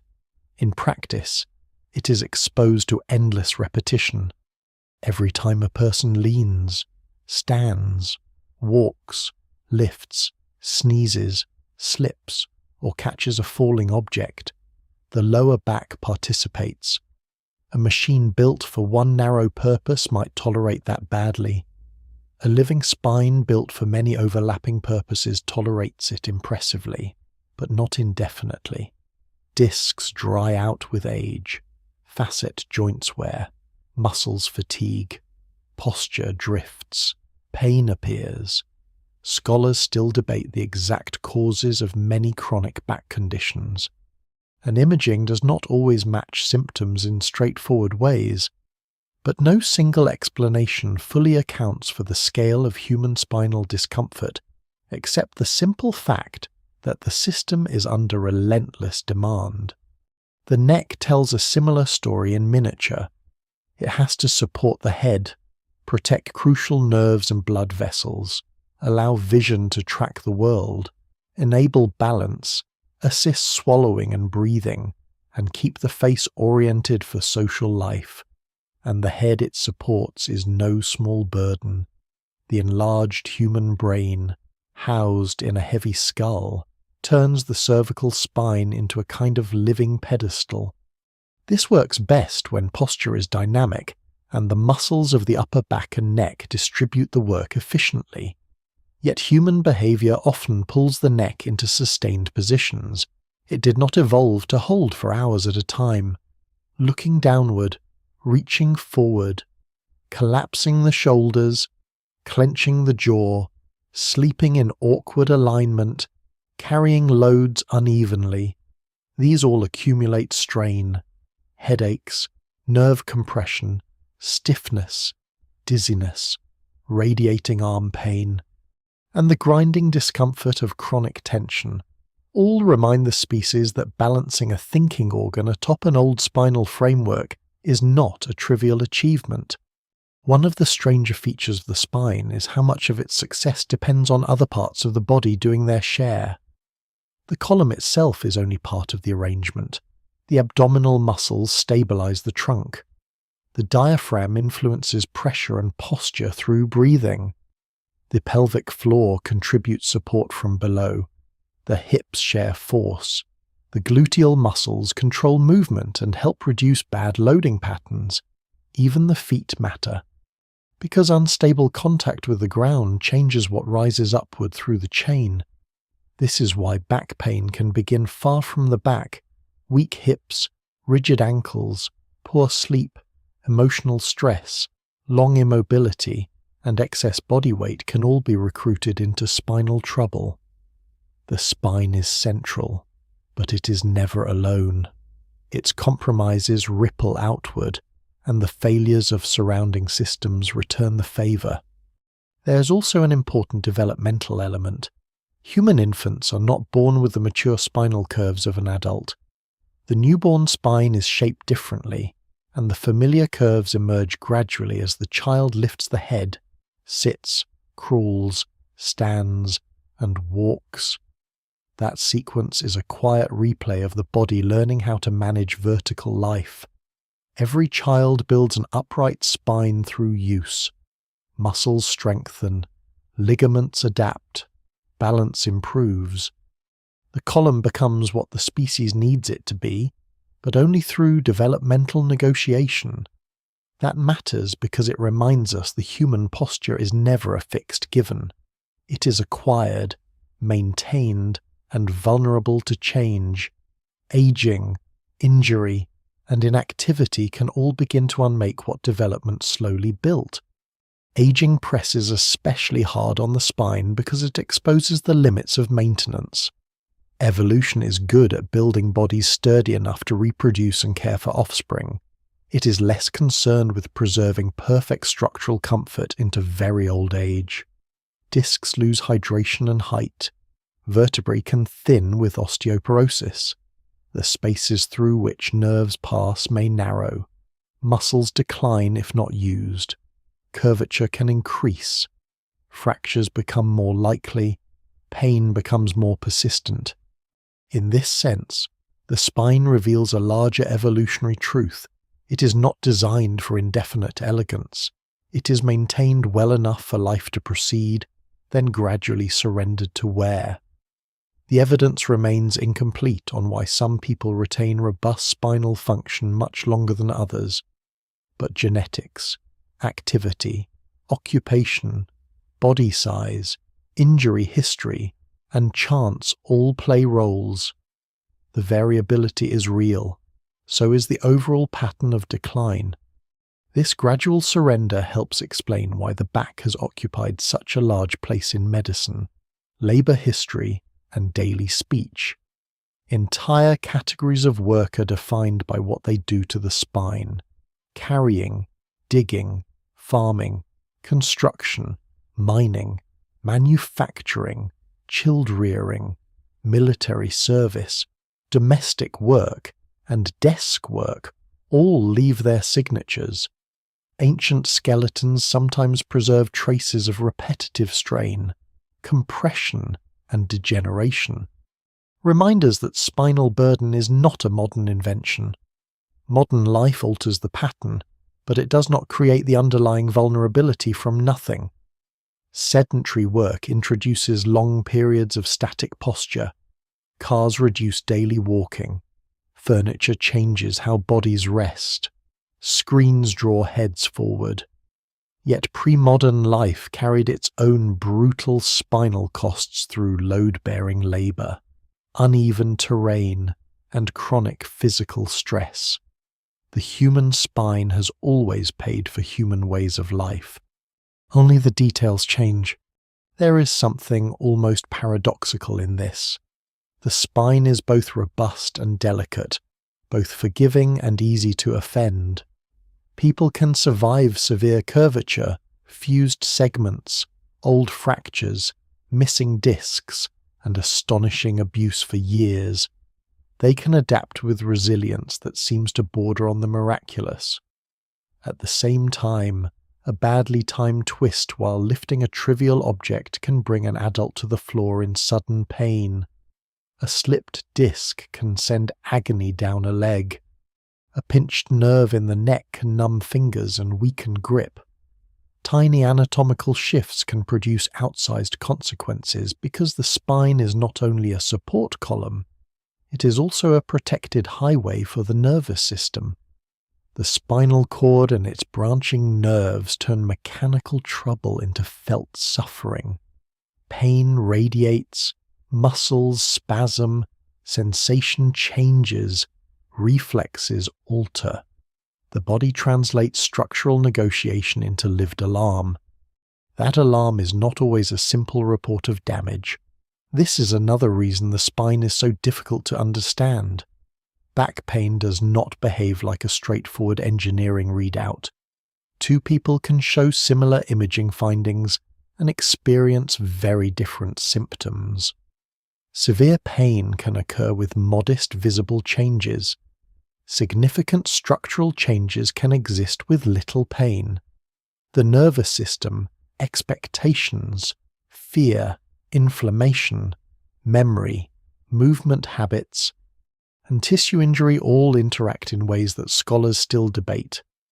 The evidence remains incomplete, but what survives from modern pain science suggests that the spine is not only a mechanical structure under stress, it is part of a perception system that learns, anticipates, and sometimes amplifies threat. This makes the spine even more revealing of the human condition. It sits at the meeting point of posture, history, biology, and consciousness. The social consequences are vast. Back and neck pain shape labour markets, disability patterns, health systems, and personal identity. They influence mood, sleep, mobility, caregiving, and economic security. A hurt spine can shrink a life without killing it. It can reduce walking, alter work, limit intimacy, interrupt parenting, and trap a person in cycles of fear and inactivity that deepen the original problem. This is one of the quieter ways the evolutionary glitch of the body becomes historical. It is not only that the spine evolved awkwardly for upright burden, it is that millions of societies, households, and personal biographies are built around managing the consequences, and yet the spine remains indispensable to what humans became. Without that vertical arrangement, the head does not rise where it does, the hands are not freed as they are, the visual field changes, carrying changes, endurance changes, and much of the human ecological strategy changes with it.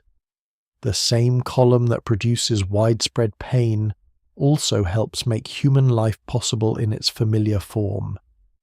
This is the recurring pattern again. What looks like a flaw is often inseparable from the strength it shadows. The back hurts because it does so much. The neck strains because it carries a head capable of language and foresight. The lower spine degrades because it bears the posture of a species that chose distance, tools, and upright balance over easier structural simplicity. There are also smaller clues scattered through everyday anatomy that show how incomplete this adjustment remains. The coccyx, that modest tailbone at the base of the spine, no longer supports a tail in the visible sense, yet it persists as a vestige and as an anchoring point for muscles and ligaments. It can bruise painfully. It can ache in sitting.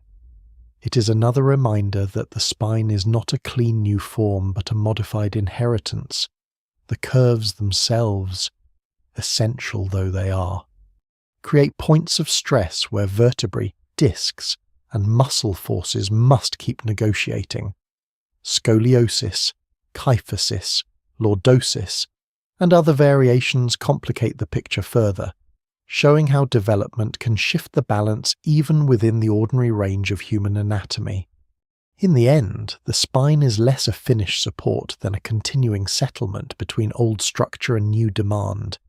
It works by distributing compromise rather than eliminating it. Muscles substitute where bone cannot perfectly stabilize. Curves absorb what rigid straightness would break under. Pain warns where silent collapse would be worse. The column bends so that the body can live upright at all. This is why the spine belongs so centrally in the story of the human glitch. It is not a rare defect. It is a daily reminder that the species lives in an altered primate frame, still adjusting to the burdens it took on. The back does not merely hold the body up. It reveals the cost of standing there. Every stiff morning, every aching neck, every careful lift from the floor, every hand pressed unconsciously to the lower back after a long day. All of it echoes a much older compromise. And lower down, that compromise continues into the limbs themselves. The feet and knees that carry the body forward are masterpieces of endurance when conditions go well, yet they too are loaded with inherited tension. The species that learned to walk extraordinary distances did not do so in comfort. It did so by asking the lower body to become a set of springs, hinges, and levers that work beautifully until repeated human life begins to wear through the margins.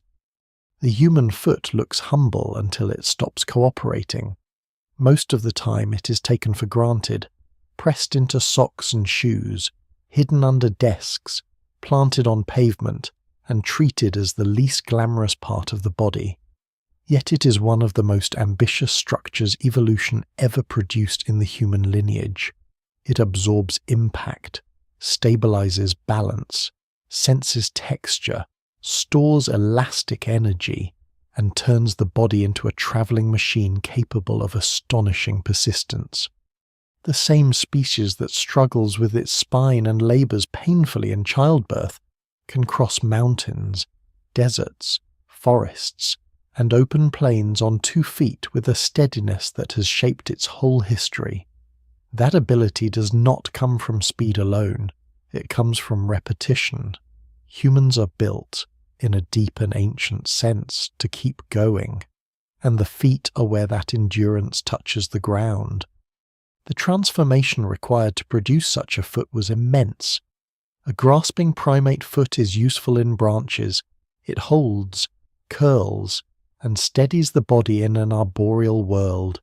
The human foot gives much of that up.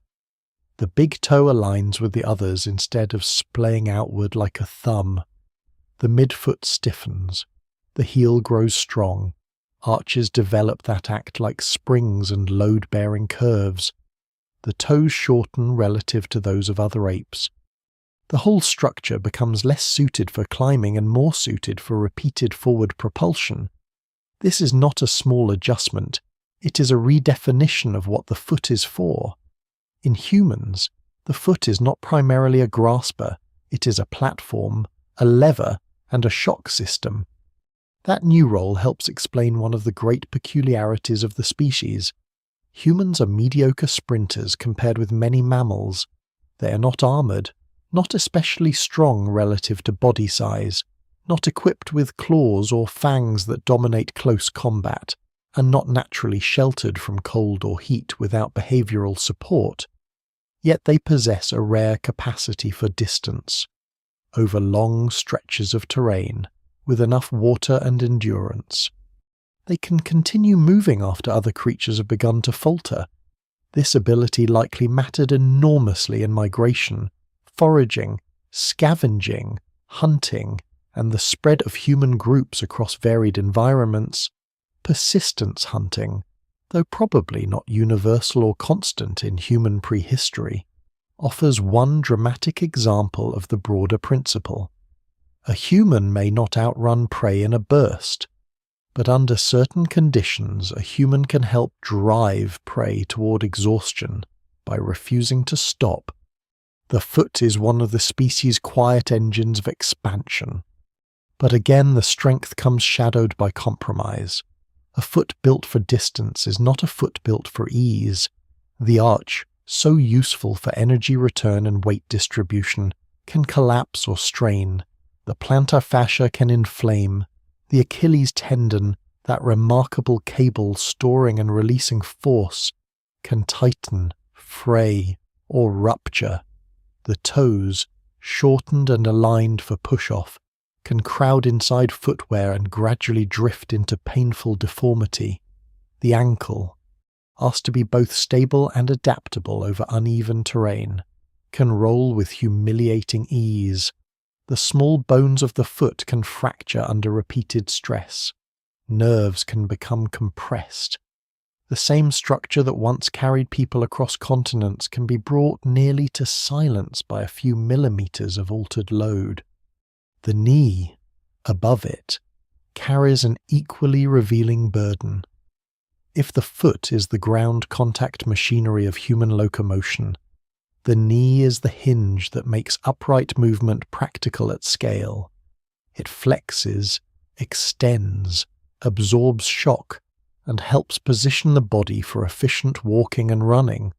But unlike the hip, which is a deep ball and socket joint with substantial inherent stability, the knee is a more exposed compromise between mobility and support.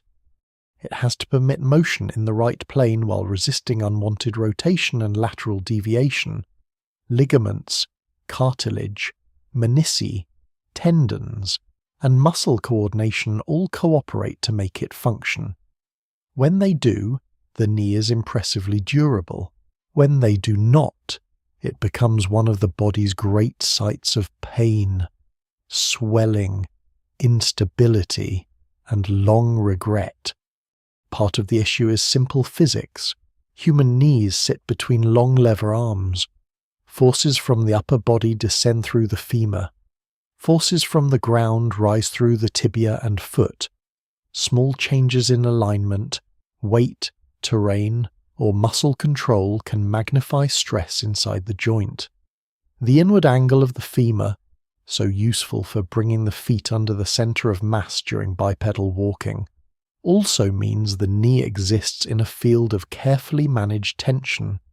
This is one reason knee problems are so common. The joint is not poorly conceived. It is merely asked to do difficult work with limited tolerance for drift. Age wears away cartilage. Ligaments tear in sudden movement. Inflammation settles in. Pain changes gait, and altered gait then loads the joint differently. Creating a feedback loop the body does not always escape gracefully. There is something particularly human about this lower body vulnerability, because it often emerges in the gap between what the body evolved to do and what modern life asks it to endure. Human feet likely evolved in varied terrains, with dynamic loading, irregular surfaces, long periods of movement, and footwear that was either absent or minimal for most of the story. Today, many people spend long hours standing on flat, hard floors, sitting immobile, then suddenly exercising intensely, all while wearing shoes that may cushion one function while weakening another. Scholars still debate how much modern footwear contributes to particular foot disorders, and the evidence is complex. Some shoes protect against injury and environmental hazard. Others crowd toes, alter gait, or reduce natural function. No single explanation fully accounts for all common foot pain, but the broader mismatch is hard to deny. The body built for varied ground now spends much of its life on engineered surfaces. The same mismatch appears at the knee. Ancient movement often involved walking, squatting, climbing, rising from the ground, and carrying loads in patterns that modern sedentary life interrupts. Now many knees alternate between hours of sitting and brief episodes of intense demand. Muscle weakness in the hips and thighs shifts more strain into the joint. Excess body mass raises compressive load. Old injuries linger. Athletic motions involving sudden pivots, jumps, and decelerations expose structures that evolved for persistence more than spectacle. It is no accident that knees fail both in stillness and in sport. The joint suffers when underused and when overchallenged.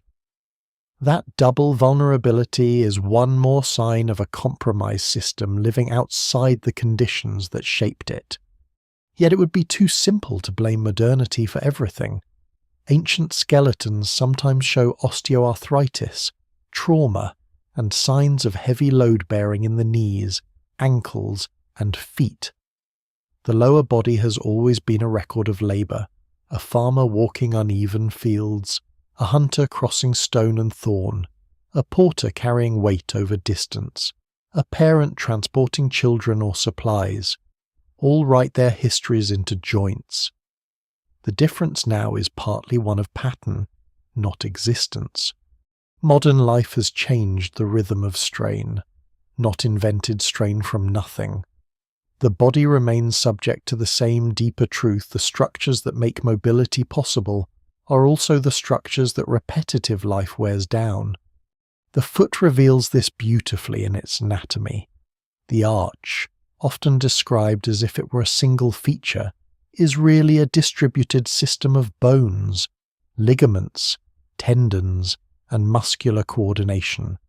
It stores and releases energy with each step, helping make gait economical.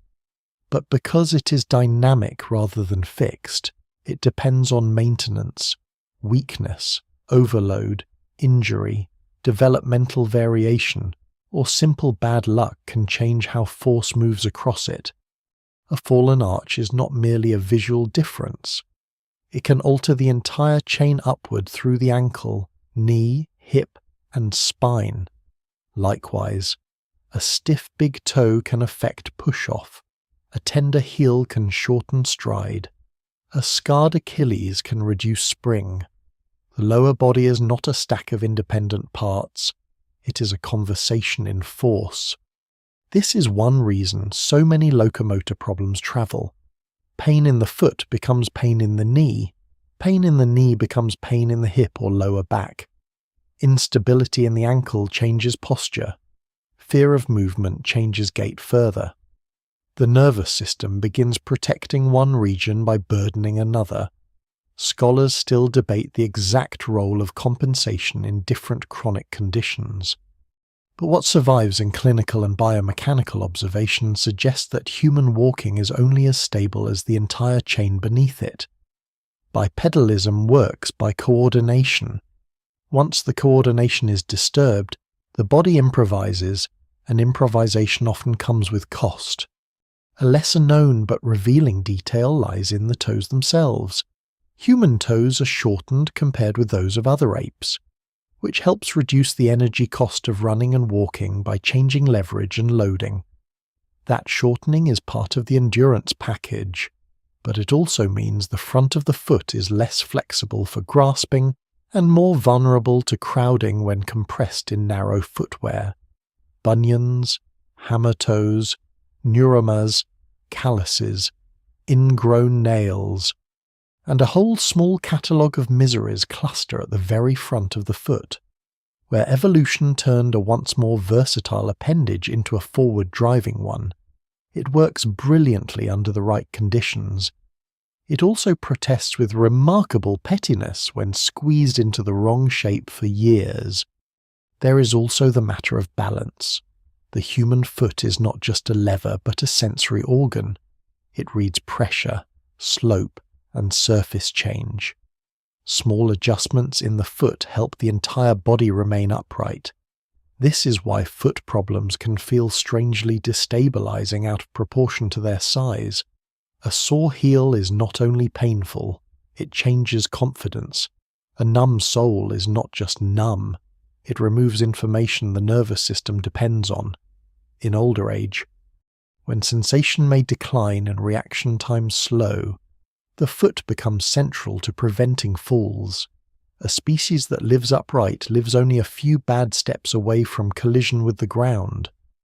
The feet keep disaster ordinary by preventing it thousands of times a day. Running makes all of this more dramatic.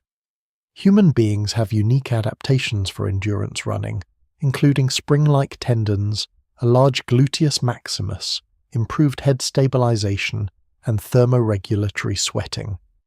Scholars still debate exactly when and how important endurance running became in the evolution of Homo, but the anatomical evidence suggests it was at least significant in some contexts. The body therefore carries a second layer of locomotor burden beyond mere walking. It is not only able to move upright, it is able, under the right conditions, to run with unusual persistence. Yet this intensifies exposure to stress fractures, tendon overuse, cartilage wear, and joint trauma. The very traits that make sustained running possible also create more ways for locomotion to go wrong. What emerges from all this is a portrait of the lower body as both masterpiece and complaint. The feet and knees are not crude structures. They are highly tuned solutions to a difficult problem: how to move a large-brained, upright primate efficiently over distance while keeping the hands free and the body balanced. They succeed often enough that humans populate deserts, forests, tundra, islands, and mountains.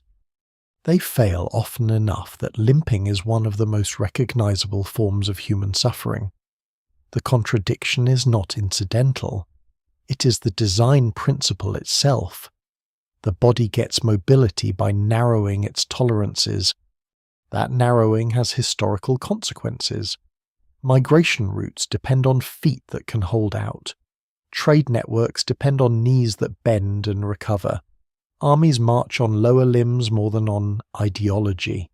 Fields are planted, homes built, children carried, water transported, animals tracked, and roads worn into the landscape through repetitive human steps. Civilization is, in one sense, an accumulation of journeys made by joints under pressure. The foot does not merely support the body, it supports history. And still the species is not done paying for the reconfiguration of its face and skull. Another old primate inheritance is being squeezed by newer demands. As diet changes, faces flatten, jaws reduce, and brains reshape the skull. The mouth begins to lose room for its own equipment. Teeth crowd into bone that no longer seems fully prepared to receive them. Wisdom, teeth arrive like delayed reminders from an older anatomy. Breathing passages narrow. Bite patterns shift. The face, like the foot, becomes evidence of an ancient solution forced into a newer world it does not fit as comfortably as it once did. The human mouth is crowded in more ways than one. It is a gateway for food, air, language, expression, and social display. It bites, chews, swallows, smiles, kisses, warns, and sings. The jaw beneath it anchors powerful muscles, shapes the lower face, helps regulate breathing posture, and supports a set of teeth that must erupt in sequence across childhood and early adulthood, with almost no room for error. It is an anatomical crossroads that looks simple from the outside and turns strangely compromised the moment one examines it closely. Few parts of the human body show more clearly how evolution solves one problem by creating another. The modern human face is softer, flatter, and smaller in some respects than that of many earlier relatives. Yet the dental equipment inherited from deeper ancestry has not always shrunk neatly to match. The result is a species whose mouths frequently seem too small for their own contents. This is most obvious in the familiar misery of impacted wisdom teeth. Third molars arrive late, often in late adolescence or early adulthood, like delayed messages from an older version of the body. In many people they emerge crooked, remain trapped beneath the gum, press against neighbouring teeth, inflame surrounding tissue, or create infections and pain that can become severe. In others they erupt with little trouble at all. That variation matters, because it shows the issue is not a single universal mechanical law, but a shifting mismatch. Scholars still debate the exact balance between genetic inheritance, jaw development, diet, childhood chewing forces, and developmental timing, but the broader pattern is hard to miss. Human jaws often seem marginally undersized for the full complement of teeth they are programmed to produce. The most compelling explanations point toward a long interaction between evolution and environment. Early human ancestors and many traditional populations relied on tougher, more fibrous diets requiring substantial chewing. That mechanical demand influences craniofacial growth during development. Bones do not grow in isolation from use.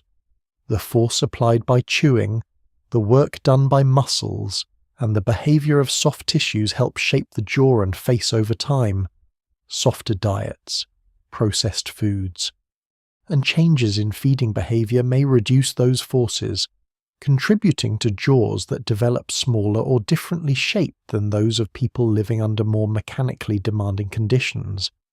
Yet diet alone is not the whole answer. The human face has also changed evolutionarily. Compared with some earlier hominins, modern humans show reduced facial projection and altered jaw proportions. At the same time, the brain case expands and rounds, changing the architecture of the skull. The face becomes, in a sense, compressed into new priorities. That compression carries consequences beyond dental crowding. Orthodontics exists on the scale it does partly because the human bite so often fails to organize itself cleanly. Teeth overlap, rotate, erupt in the wrong direction, leave gaps, or meet badly. Malocclusion is now so common in many populations that it can seem almost normal. Braces, retainers, extractions, palate expansion, and jaw surgery are part of everyday medicine not because modern humans are unusually defective in a random sense, but because the development of the face and jaw is highly sensitive to inheritance, growth patterns, and environment. The evidence remains incomplete on why some populations and individuals show far less crowding than others, but what survives in the record suggests a dynamic problem, not a fixed one. The modern mouth is both ancient and in transition. There is deeper irony here. Teeth are among the hardest and most durable structures in the human body. They survive where soft tissue disappears. They are often what archaeologists and paleoanthropologists know best from ancient individuals, because enamel outlasts flesh, and sometimes outlasts almost everything else. Teeth reveal diet, wear, disease, age, sometimes migration patterns, and developmental stress. They are durable witnesses, yet for all their hardness, they're remarkably difficult for humans to house gracefully. The body grows these durable instruments, and then often fails to provide them with sufficient space, ideal alignment, or lifelong protection from decay. It is a good example of evolution working by continuity rather than convenience. The dentition is inherited, modified, reduced in some ways, but never cleanly redesigned to fit a modern diet, modern lifespan, or modern face. The jaw itself tells a similar story.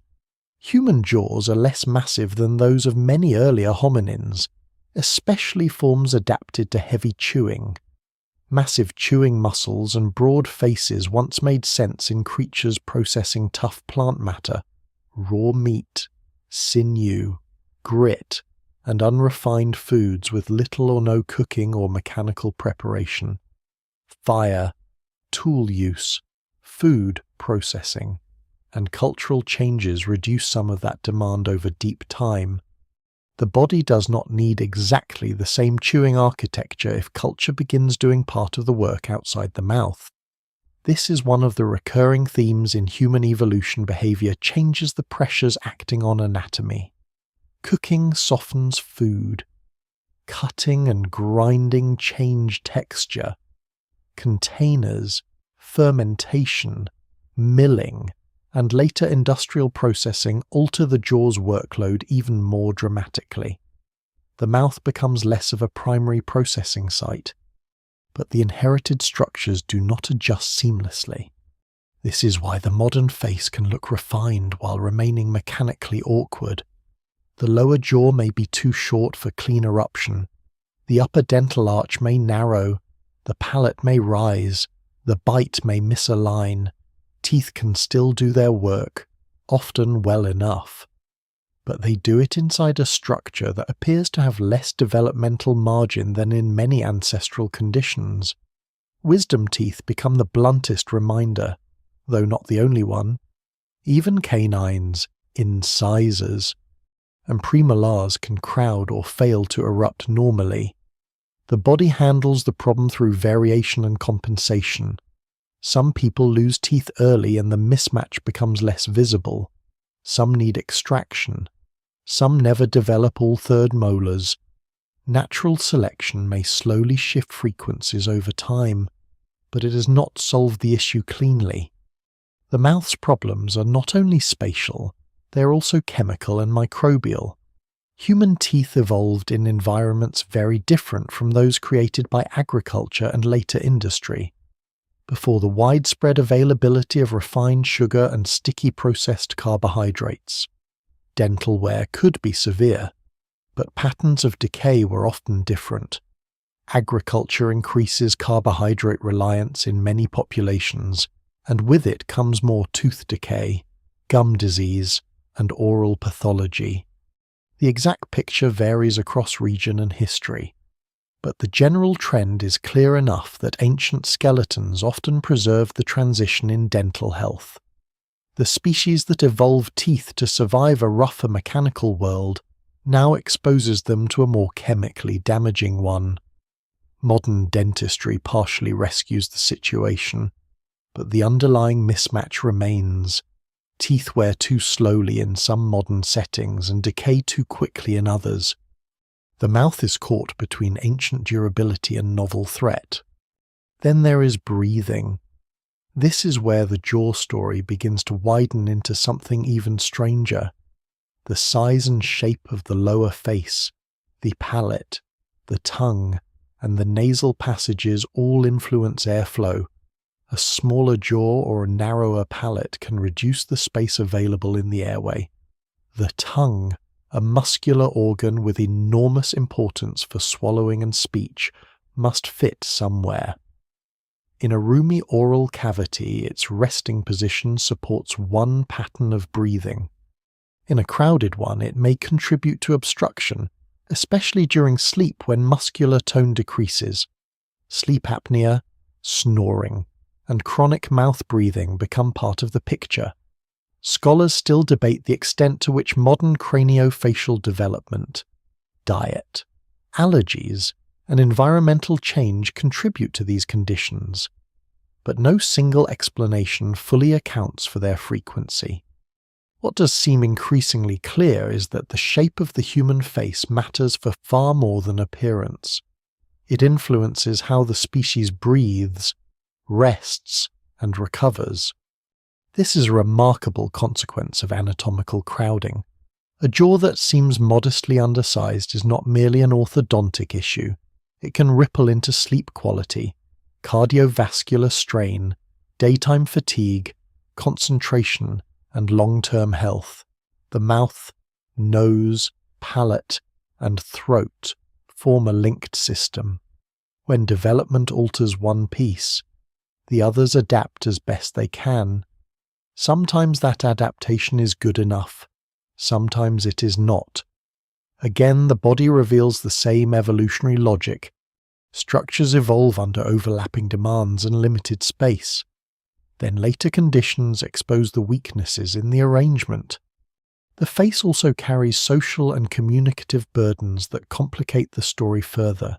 Human lips, tongue, jaw mobility, and fine muscular control support speech with extraordinary precision. The lower face is part of language in a direct mechanical sense. Sounds depend on its shape and movement. Facial expression depends on it as well. A jaw built only for brute chewing might satisfy one evolutionary demand, but not all the others that later gather around the human mouth. Once communication becomes more elaborate, once faces become central to social reading, once speech recruits lips and tongue into constant subtle action, the old chewing apparatus is living a different life. What is gained in communication and facial nuance may help loosen the selective grip that once favoured more massive jaws. Culture, again, changes the body by changing what the body must do. The evidence for all of this is scattered across fossils, living populations, orthodontic studies, developmental biology, and comparative anatomy.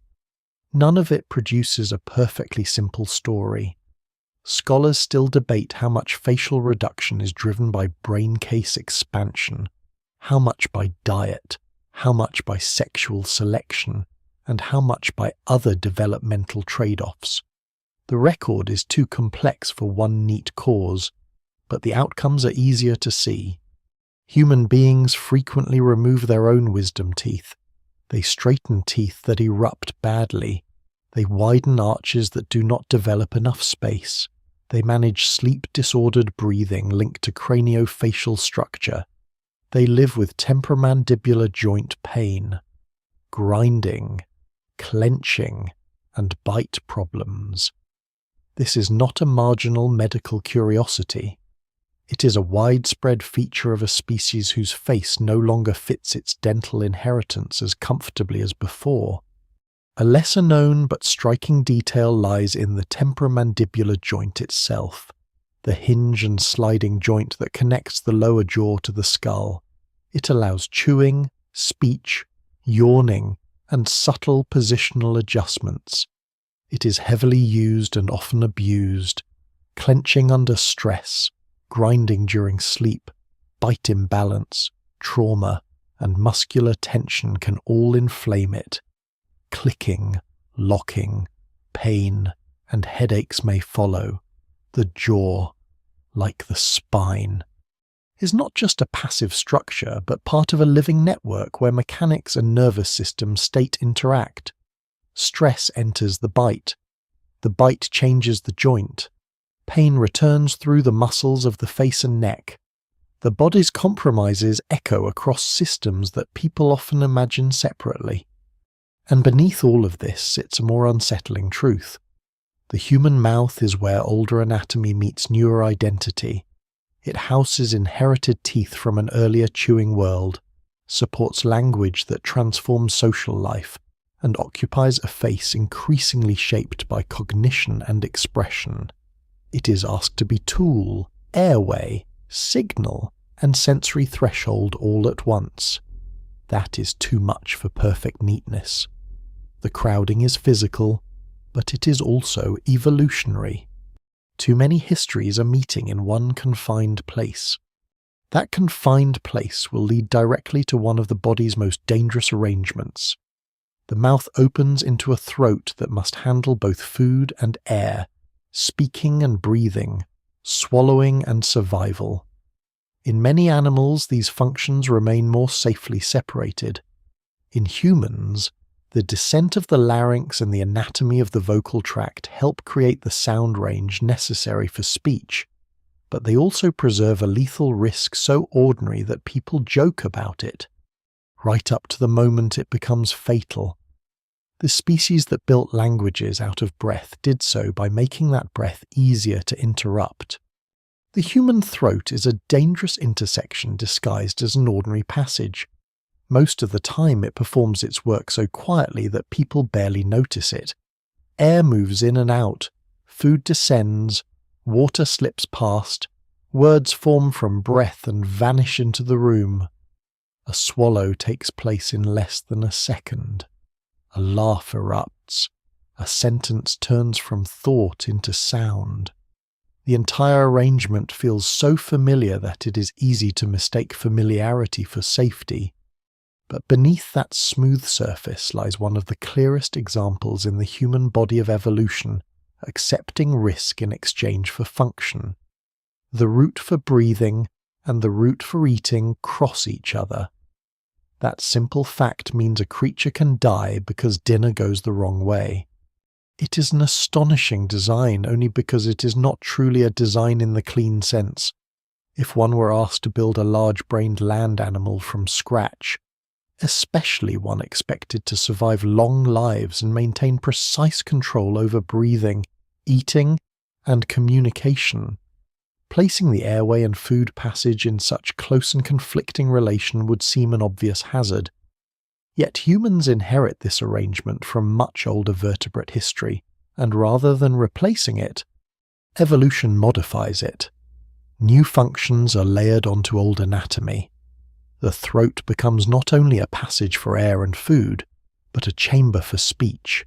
The larynx, tongue, palate, and pharynx are all recruited into a vocal instrument of extraordinary subtlety.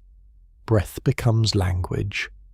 And language, one of the defining achievements of the species, comes at a price measured in choking, aspiration, and the constant need for muscular coordination so exact that failure can be catastrophic in seconds. The basic problem begins with the pharynx, the shared space behind the mouth and nasal cavity. In this region, air headed toward the lungs and food headed toward the esophagus briefly occupy the same anatomical crossroads. During swallowing, a rapid and highly coordinated sequence has to occur. The tongue propels the bolus backward, the larynx rises, the epiglottis and surrounding tissues help shield the airway, the vocal folds close, the upper esophageal opening relaxes, muscles of the throat contract in sequence. If all goes well, the food enters the digestive tract and breathing resumes almost immediately. It is a beautiful act of coordination, one so efficient that people repeat it hundreds of times a day with little awareness. But beauty in biology often means only that danger has been made routine. That danger is not abstract. Choking remains one of the most immediate and terrifying forms of bodily failure. It bypasses the slow drama of disease and turns anatomy against itself in moments. A piece of meat, a fragment of fruit, a child's toy, an ordinary mouthful taken too quickly can lodge in the airway and reduce the body's complex intelligence to a blunt crisis. There is no time for philosophical reflection in choking. The body knows at once that something fundamental is wrong. Panic surges. Coughing begins if air still moves. Silence becomes a sign of greater danger when it does not.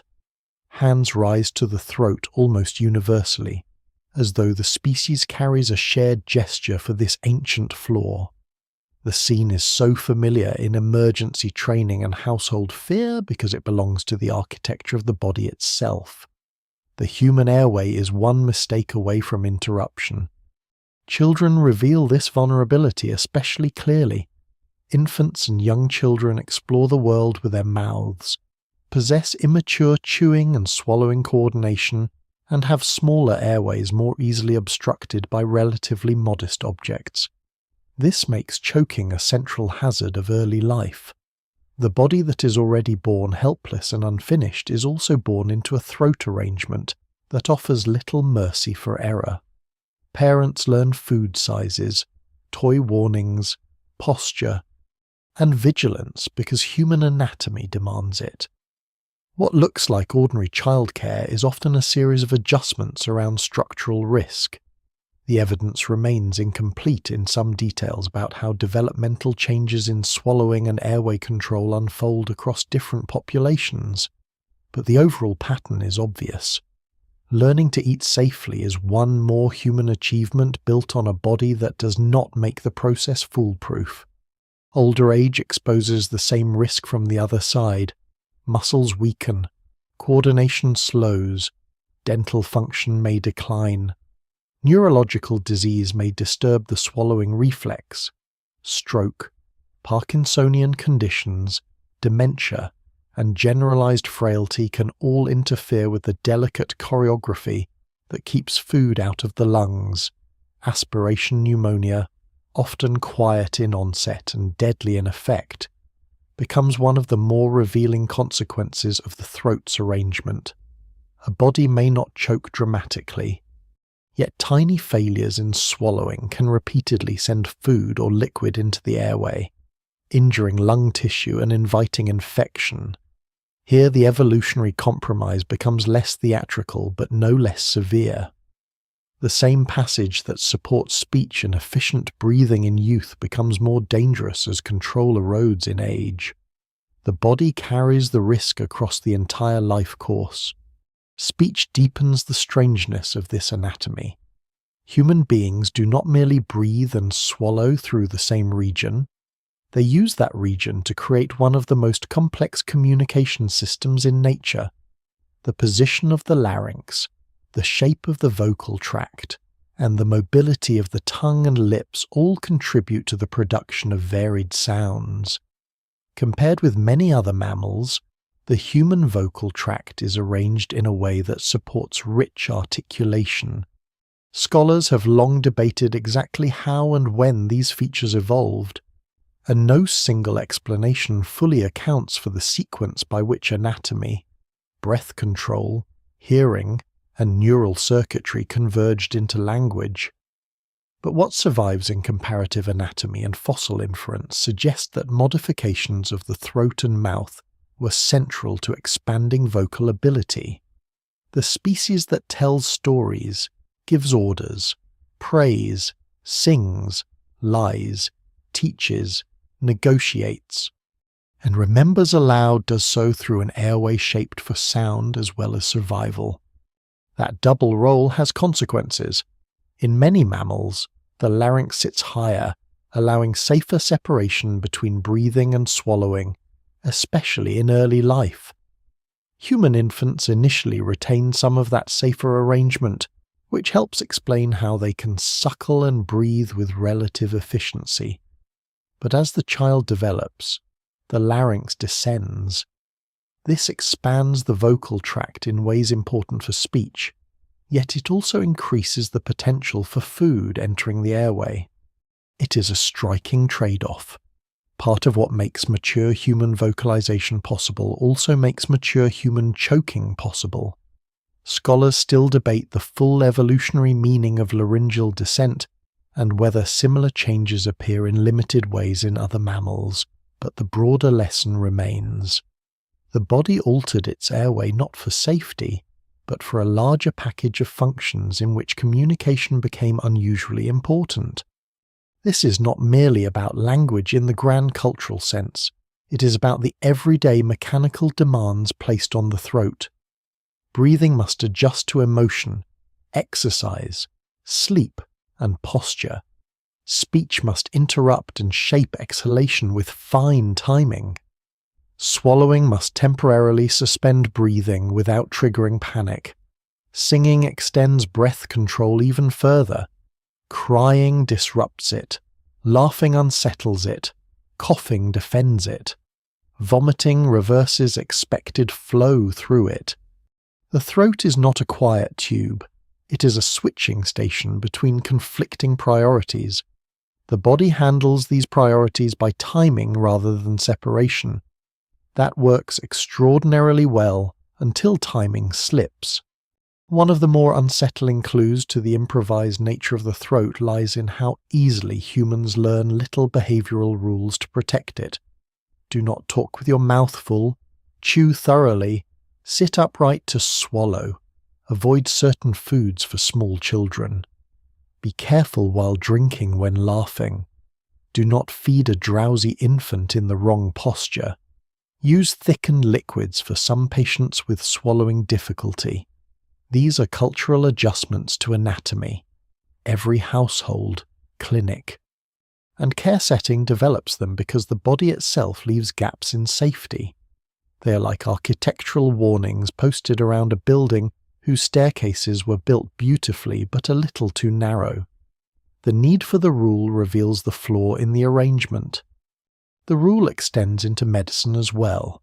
Anesthesiology, airway management, endotracheal intubation, and aspiration prevention all exist in part because the human throat is both accessible and perilous.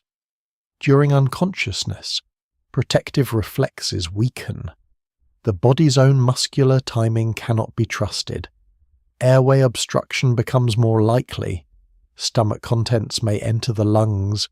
Tongue position can collapse the airway, even with modern training and equipment. Managing the airway remains one of the most urgent disciplines in medicine because it confronts the species at one of its deepest anatomical bottlenecks. A human being can survive many injuries for a while. Cut off oxygen through the throat, and time shrinks brutally. There is also the matter of sleep, when the throat becomes a stage for another recurring human problem. During wakefulness, muscle tone helps keep the airway open. During sleep, especially in certain positions and under certain structural conditions, the soft tissues of the throat can relax enough to narrow or block airflow. Snoring is the audible hint of turbulence. Obstructive sleep apnea is the more serious consequence. Here again the shape of the jaw, palate, tongue, neck, and pharynx all matter. A species that evolved a throat suited to speech and a face that often develops with modest crowding may pay for it at night in interrupted breathing, oxygen drops, cardiovascular stress, fatigue, and cognitive fog. The throat is not merely dangerous when full of food, it is sometimes dangerous even in stillness. A lesser known but telling detail is how often the body misfires protectively in this region. The gag reflex, coughing, throat clearing, swallowing difficulty under stress, the sensation of a lump in the throat during grief or anxiety, laryngospasm, reflux irritation, and vocal strain all show how reactive the area is. It is densely innervated, mechanically delicate, and emotionally entangled. Fear can tighten it.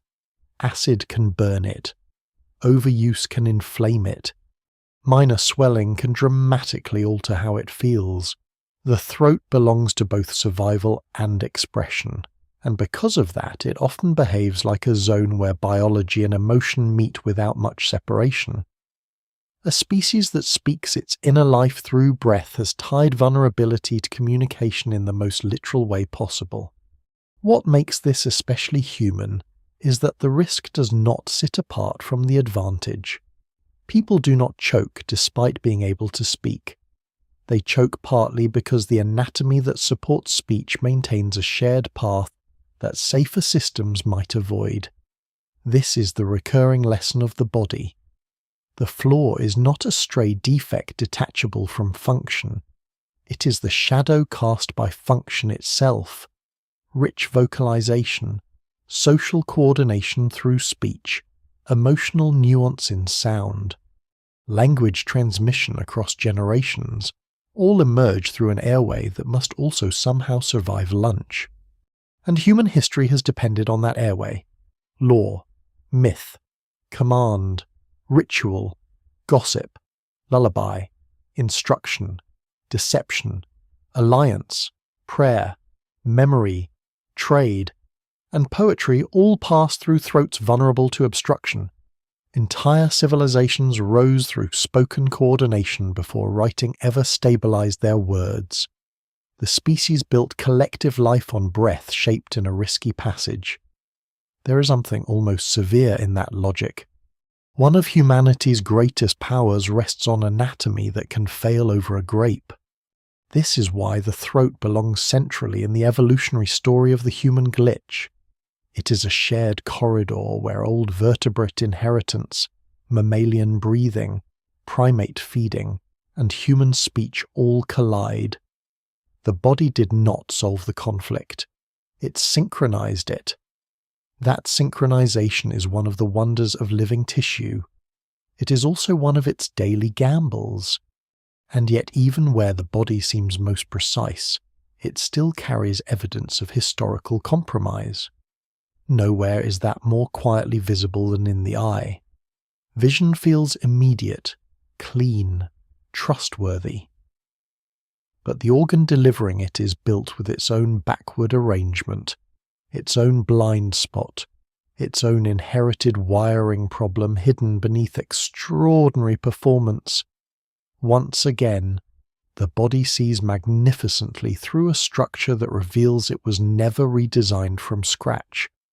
The human eye feels so immediate that it is easy to mistake its experience for simplicity. A glance sweeps across a room and instantly sorts distance, movement, colour, shape, danger, familiarity, and intention. A face is recognized in a fraction of a second. A line of text becomes meaning almost without effort. Stars appear in the dark above a horizon that itself seems stable and obvious. Vision arrives with such authority that people often trust it before thought has time to intervene. Yet the organ that delivers this extraordinary stream of information is not a polished instrument built without compromise. It is one of the clearest examples in the body of evolution producing great performance through awkward construction. The eye works brilliantly, but it also reveals, almost point by point, that it was assembled through modification rather than clean design. The most famous clue lies in the retina, invertebrate eyes, including the human eye. The light-sensitive cells are not arranged in the most intuitively efficient direction. Light does not simply strike them first. Instead, it passes through layers of nerve fibers and supporting cells before reaching the photoreceptors. Then the signals generated by those cells must travel back across the retina toward the optic nerve, which exits through the retinal surface and creates a blind spot where no photoreceptors exist at all. This is a strange arrangement. It works remarkably well, and under ordinary conditions the brain edits over the blind spot so seamlessly that most people never notice it in daily life. But the structure remains a clue written directly into vision. The eye is not a perfect camera placed neatly in the skull. It is a vertebrate compromise whose wiring still betrays its own history. That blind spot is more than a curiosity. It is one of the most elegant small demonstrations of how the brain collaborates with flawed anatomy. Each eye has an area in its visual field where information simply is not being received. Yet human beings do not normally perceive holes floating in space. The brain fills in the missing region using surrounding patterns, expectation, and input from the other eye. This works so smoothly that the absence becomes functionally invisible. There is something profoundly human in that arrangement. The body builds an imperfect organ, then relies on the nervous system to conceal the imperfection in practice. The solution is not structural purity, it is intelligent compensation. The vertebrate eye looks even stranger when compared with some other evolutionary paths. Cephalopods, such as octopuses and squid, evolved camera-like eyes independently, and their retinas do not share the same inverted arrangement or blind spot. This does not make cephalopods superior in any simple sense, because every lineage solves problems under its own constraints. But the comparison is revealing. It shows that the human eye's architecture is not the inevitable best way to make a seeing organ. It is one historical way, shaped by early developmental pathways that later evolution never fully overturned. Scholars still debate the deeper developmental reasons certain arrangements became entrenched, but no single explanation fully softens the basic point. The human eye works magnificently through a plan that cleaner alternatives suggest was never inevitable. The eye's vulnerabilities do not end there, because the retina is a layered structure pressed against the back of the eye. It is susceptible to detachment if traction, tearing, or other mechanical disruptions occur. That risk is not universal or constant, but it is real enough to reveal the delicacy of the arrangement. The very tissue that allows precise vision can separate in ways that threaten sight. The lens, too, is a marvel and a compromise. It adjusts focus by changing shape, helping the eye direct light onto the retina at varying distances. Yet with age the lens stiffens. Near focus becomes harder. Reading glasses enter the story. The lens can also grow cloudy, producing cataracts that gradually dim vision and turn the world into softened glare. Evolution did not build the eye for indefinite optical perfection across 8 or 9 decades of life. It built an organ good enough to deliver survival and usefulness through the span of time that mattered most in evolutionary terms. This is one of the recurring truths of the body aging reveals what evolution is least obligated to prevent. In youth and early adulthood, accommodation works better. Light is gathered more efficiently. Repair systems hold. But over time the eye accumulates wear and metabolic burden. Proteins clump, tissues dry, blood vessels alter. The retina becomes more vulnerable in some individuals. The macula, central to sharp vision, can degenerate. Glaucoma may slowly damage the optic nerve. None of these problems are unique to humans, but the long human lifespan exposes them with special force. A species that now regularly survives far beyond the age at which reproduction is complete forces its organs to operate in time frames their evolutionary maintenance was never asked to guarantee perfectly. Even before aging arrives, human vision has limits that say much about its ancestry. People see colour well in bright conditions, especially across the wavelengths that matter for social signalling, fruit detection, and fine daylight discrimination. This is enormously useful. It helps with food, recognition, skin tone reading, emotional inference, and tool use. Yet human night vision is comparatively poor beside that of many other animals.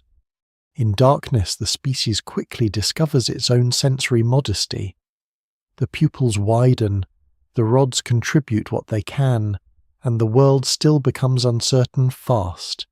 Cats, owls, and many nocturnal animals move through dimness with a competence humans do not possess. That is because the human eye is not built for nocturnal mastery. It belongs to a lineage increasingly committed to diurnal life, one in which colour and detail matter more than seeing through deep night. This has consequences far beyond discomfort in the dark. It affects fear, settlement patterns, use of fire, timing of activity, vulnerability to predators in earlier environments, and the emotional symbolism of night itself. A species with limited night vision comes to depend heavily on social grouping. Memory of place, artificial light, and caution after sunset. One could even argue that some portion of the human fear of darkness is anchored not merely in imagination, but in old sensory truth. The body sees poorly where danger once moved best. The mind learns the lesson and carries it forward culturally. What feels psychological may begin as anatomy. Colour vision itself is also a story of trade-offs and inheritance. Humans possess a form of trichromatic vision that is especially strong among many primates, likely offering advantages in detecting ripe fruit, young leaves, and subtle variations in skin coloration, important for social cues. Scholars still debate the balance of these pressures, but the outcome is clear enough. The eye becomes particularly informative in a daylight, visually social world. Yet this advantage comes with complexity. Not everyone inherits the same colour discrimination. Colour blindness, especially red-green deficiency, remains relatively common, revealing the variability and fragility of the underlying genetic arrangements. The system works well, but not uniformly. Even one of the eye's celebrated strengths arrives through a genetic architecture that can shift with small changes. The muscles controlling the eye tell another part of the story. Human vision depends not just on the eye as an optical organ, but on extraordinary precision in alignment and movement. The eyes must coordinate to give depth perception and a stable field. Tiny muscles, driven by intricate neural control, keep both eyes tracking, converging, and adjusting. When this system functions well, the world appears seamless. When it does not, double vision, misalignment, strain, and impaired depth perception emerge. Again, the pattern repeats.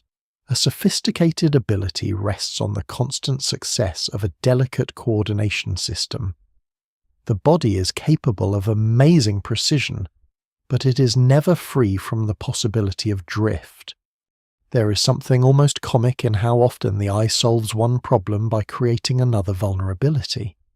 Tears moisten and protect the surface, yet dryness can become chronic and miserable. Eyelids shield the eye, yet their glands can block, inflame, or fail. The cornea provides a clear optical surface, yet because it is exposed, it is vulnerable to abrasion, infection, and subtle distortions that degrade focus. The iris controls light entry but cannot spare the retina from every insult of brightness, age, or disease. The optic nerve carries perception toward the brain but creates the blind spot by leaving. Every component is functional. Every component also announces some incompleteness. The brain's role in vision complicates things further. Seeing is not simply receiving images, it is constructing a usable world from incomplete, noisy, and selective data. The eyes flick rapidly in saccades, and the brain stitches experience into apparent continuity. Color remains relatively constant across changing light because the brain corrects for context. Motion is inferred. Depth is reconstructed. Blind spots are filled in. Ambiguity is resolved, sometimes wrongly. Visual illusions are not just party tricks. They are clues to how much interpretation is involved in ordinary sight. The eye is therefore doubly revealing. Its anatomy is historically compromised, and its output is stabilized by active neural guesswork. Human vision feels direct, but it is anything but simple. This matters because sight occupies such a privileged place in human life. Reading, tool-making, navigation, facial recognition, art, hunting, craft, architecture, astronomy, and modern screens all lean heavily on vision. When the eye falters, the consequences ripple through identity and independence. A spine can hurt and still allow thought. A tooth can ache and still allow movement. But the loss of vision changes a person's relationship to space itself. That vulnerability helps explain why glasses, lenses, surgical correction, cataract removal, retinal treatment, and vision screening became so transformative. These do not create trivial improvements to an otherwise perfect organ. They patch a system that was always good but never ideal. One of the more familiar forms of this patching is refractive error, nearsightedness, farsightedness, and astigmatism all arise when the shape of the eye and its optical components do not focus light precisely on the retina. The human eye, despite its sophistication, often fails to develop exact focus. Scholars still debate the interaction of genetics, childhood visual environments, and near work in the modern increase of myopia in many populations, but the pattern itself is difficult to ignore. Vast numbers of humans need corrective lenses simply to see clearly at ordinary distances. This is not an obscure defect. It is a widespread reminder that the eye's form is sensitive, variable, and easily nudged away from optical neatness. There is also the issue of vulnerability to injury. Because the eyes sit exposed in the face to gather light efficiently and maintain a wide visual field, they are also fragile targets. Dust, branches, claws, fists, insects, ultraviolet radiation, chemicals, and infection can threaten them. The bony orbit and blink reflex offer protection, but only partial protection. a species that depends heavily on sight houses that sense in vulnerable spheres of gelatin and nerves. Again, the gain is inseparable from the risk. Protected deeper, the eyes would see less well. Exposed as they are, they see wonderfully and suffer accordingly. No single explanation fully accounts for every feature of human vision, because the eye is the product of many layers of history, vertebrate ancestry, primate adaptation, daylight ecology, social signaling, developmental constraint, and long human lifespan. But the overall pattern is unmistakable. The eye is not a flawless lens. It is a working record of compromise disguised by high performance. It sees through backward wiring, ignores its own blind spot, loses flexibility with age, sacrifices night mastery for colour and detail, and depends on brain-based editing to feel stable at all. That is why the eye belongs so centrally in the story of the human glitch. It reminds us that even our most trusted sense is not built on perfection. It is built on inherited constraints, clever compensation, and sufficient success. Humans do not see because evolution solved vision cleanly.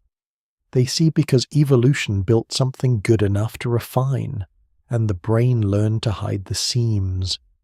And those seams do not end at the surface of the senses. They continue inward, where the body's most ancient alarms remain active inside a modern brain. The same nervous system that detects danger remembers pain and sharpens perception. For survival also misfires into chronic anxiety, panic, dread, and craving. What the eye shows in anatomy, the mind soon reveals in emotion old machinery still running inside a world it was never originally built to understand. Long before human beings built walls, laws, religions, or clocks, the nervous system was already learning one essential lesson: survive first, interpret later. That lesson still lives inside the body. It lives in the surge of adrenaline when something moves unexpectedly at the edge of vision, in the tightening chest before a fall, in the refusal of sleep when danger seems near, in the sudden memory of a painful event that the mind did not consciously summon. The modern human brain is often praised for its highest functions: reason, language, abstraction, imagination, but it is built on far older foundations. Underneath the reflective mind lies a layered system of alarms, urges, habits, and emotional reflexes that come from worlds in which hesitation could be fatal and calm detachment was not always the winning strategy. This is one of the strangest glitches in the body. The human nervous system is advanced enough to model the future, yet ancient enough to panic at shadows. That panic is not a flaw in the simple sense. Fear is one of the great survival tools of animal life. It sharpens attention, mobilizes muscles, redirects blood flow, accelerates breathing, and prepares the body to fight, flee, freeze, or hide. Without fear, human ancestors would not have survived predators, cliffs, storms, rival groups, venomous animals, unstable social alliances, or the 1,000 hidden dangers of a harsh world. The nervous system that overreacts today may descend from nervous systems that survived because they reacted quickly yesterday. Better to startle at a branch mistaken for a snake than to ignore the snake mistaken for a branch. That asymmetry matters. Natural selection does not reward perfect emotional accuracy. It often rewards useful bias. False alarms are costly, but missed threats can end a lineage. This is why the human mind is not built for serenity by default. It is built for vigilance. The brain constantly scans for patterns, irregularities, facial expressions, tones of voice, territorial cues, bodily sensations, and signs of exclusion or threat. Much of this happens below conscious awareness. A room can feel wrong before the mind has explained why. A sudden silence can generate unease. A stranger's stare can alter pulse and posture. Social danger, in particular, becomes deeply important in a species whose survival depends so much on cooperation. Rejection, shame, status loss, betrayal, and humiliation do not merely sting the human ego in some abstract way. They activate old systems tuned to the reality that isolation in a social species can be deadly. The body treats certain kinds of social pain with a seriousness that surprises people until they remember how ancient those stakes once were. The structure of the brain reflects this layered inheritance. One must be careful with oversimplified popular images of the brain divided into neat ancient, middle, and modern zones, because real neurobiology is more integrated and complex than those cartoons suggest. Scholars have long criticized the cruder versions of the so-called triune brain model, yet the broad intuition behind such models survives for a reason. Human cognition is layered over systems involved in threat detection. Emotional salience, reward learning, memory, and bodily regulation that are evolutionarily older than reflective reasoning. The amygdala, hypothalamus, brainstem, autonomic nervous system, hormonal networks, and cortical control systems all interact in ways that often make emotion feel faster than thought. The evidence remains incomplete in many details of how these systems produce particular mental states. But no single explanation fully dissolves the basic fact that old alarms still shape modern experience. That is why people can know they are safe and still feel unsafe. A person may sit in a climate-controlled room with locked doors, stable food supply, no predator nearby, and access to immediate help, and still experience pounding heart, racing thoughts, trembling muscles, nausea, dread, and hypervigilance. Anxiety does not always wait for real present danger. The nervous system predicts, models, remembers, and generalizes. It is not merely reacting to what is. It is reacting to what might happen, what once happened, and what resembles danger enough to deserve precaution in ancestral settings. This predictive caution often made sense. In modern life, it can become exhausting. The same system that once kept bodies alive in uncertain terrain now meets deadlines. Crowded transport, artificial noise, social media, financial stress, and abstract future threats with responses shaped for far older crises. This mismatch is one of the defining psychological burdens of the species. Modern humans live inside bodies that still prepare for immediate physical danger, with chemicals and sensations meant to enhance short-term survival. Heart rate rises, digestion slows, muscles tense, attention narrows, glucose is mobilized.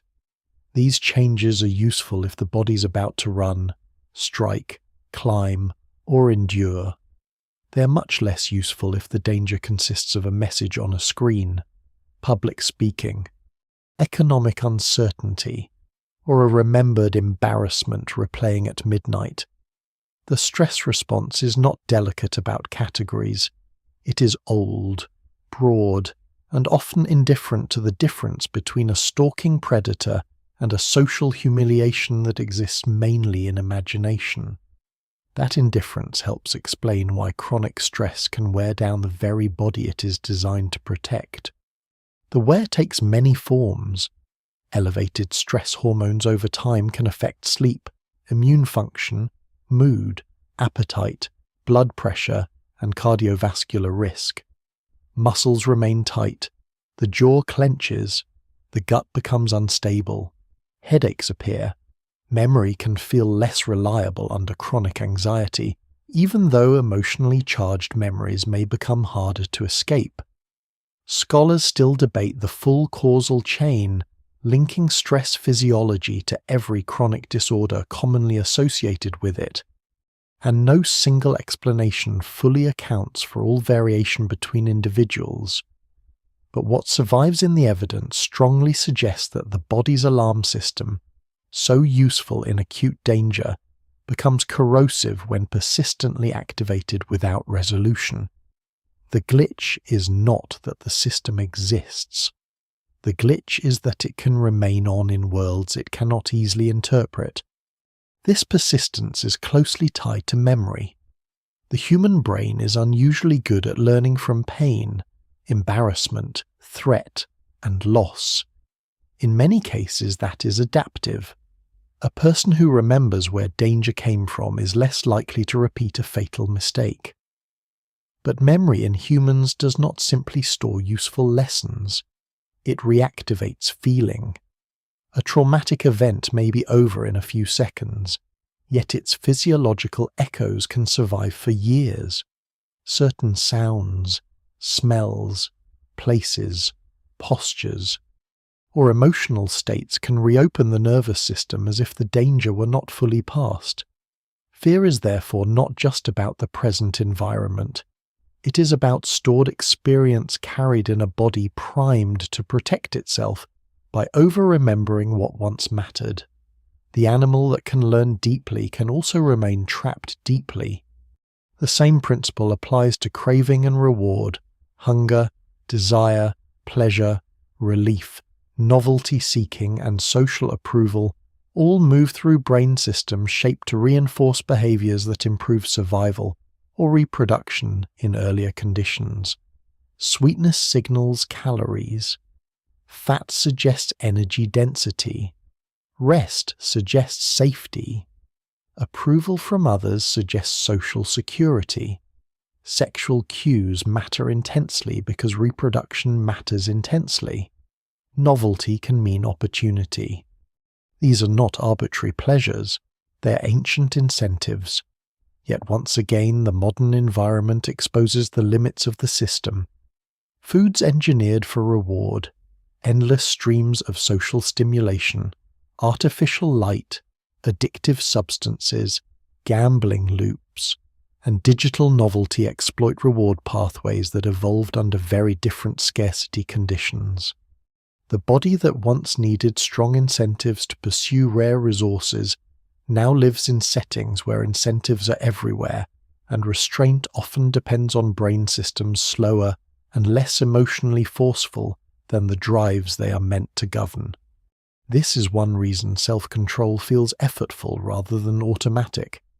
Human beings often speak as though the rational mind should simply command the body, but the body is not a passive servant.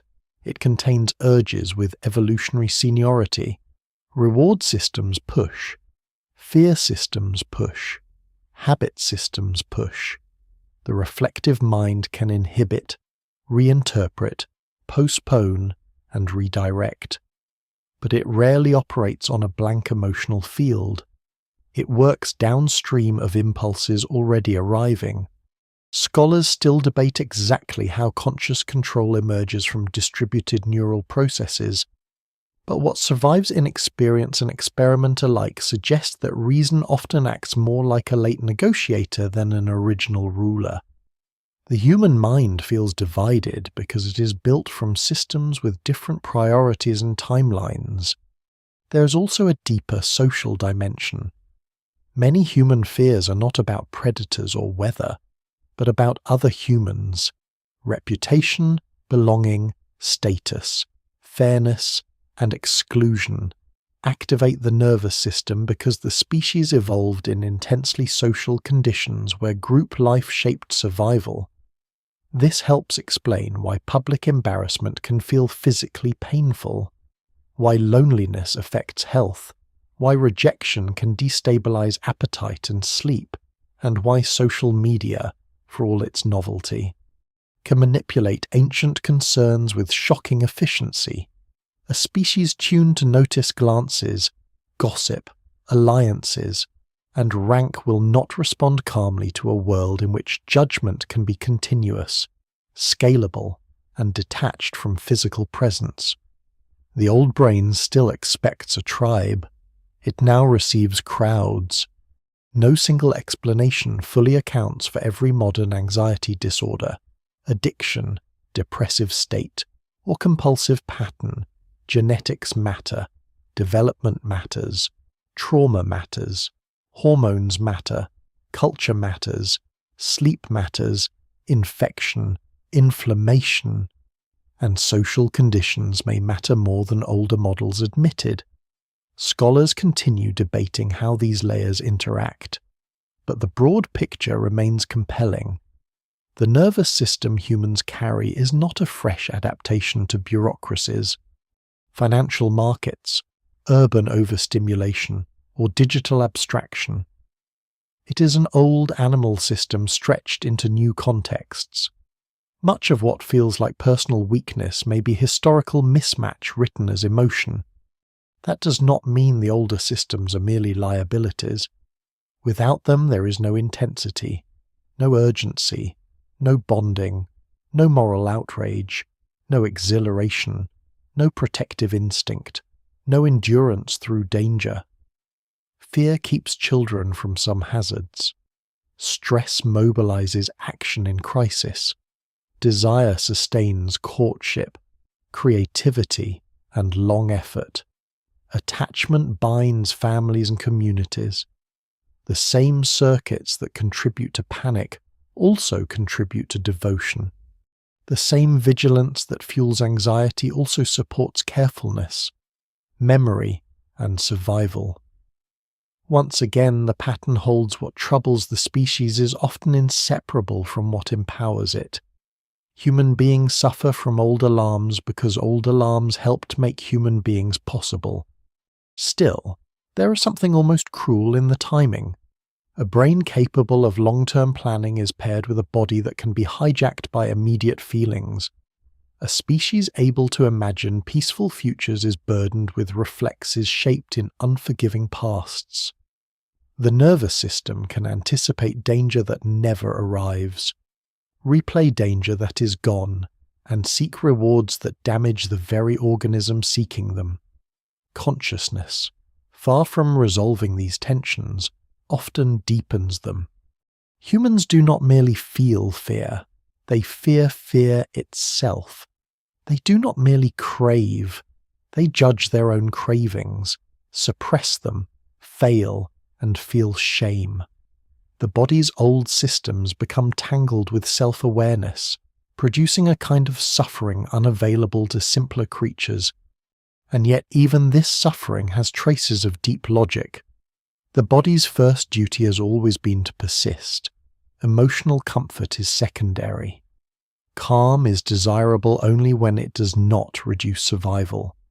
From the perspective of evolution, a nervous system that causes occasional misery but prevents greater danger can still be highly successful.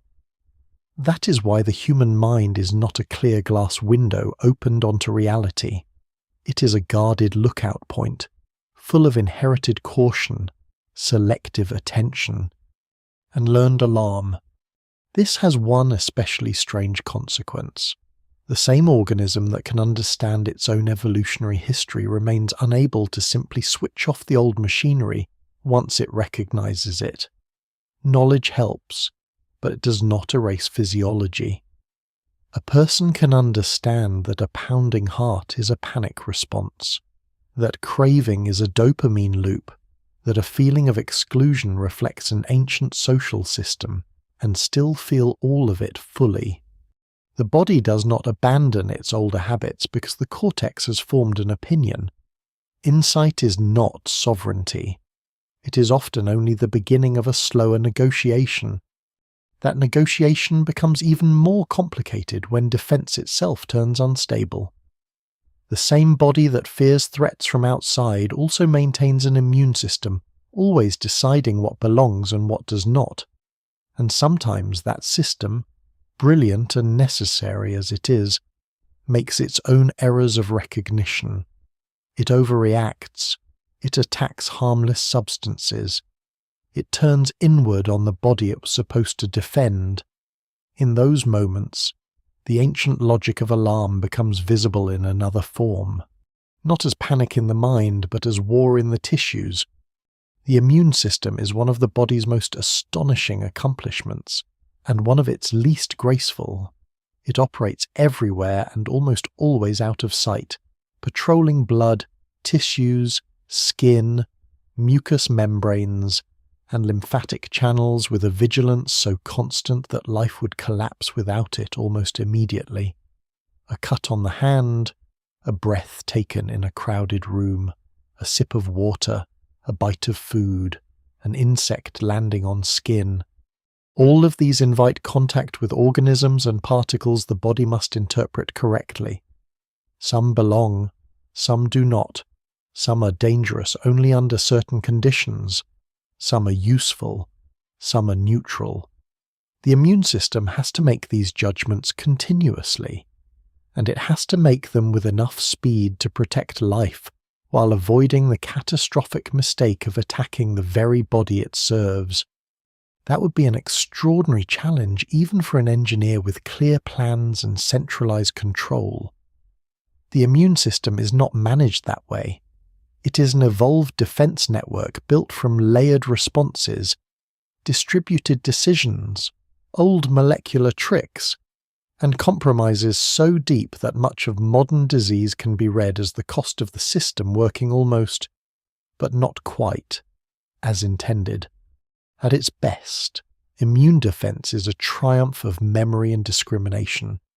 The body recognizes invasion, mobilizes cells, produces signals, isolates damage, destroys infected tissue, recruits reinforcements, and sometimes remembers the encounter for years.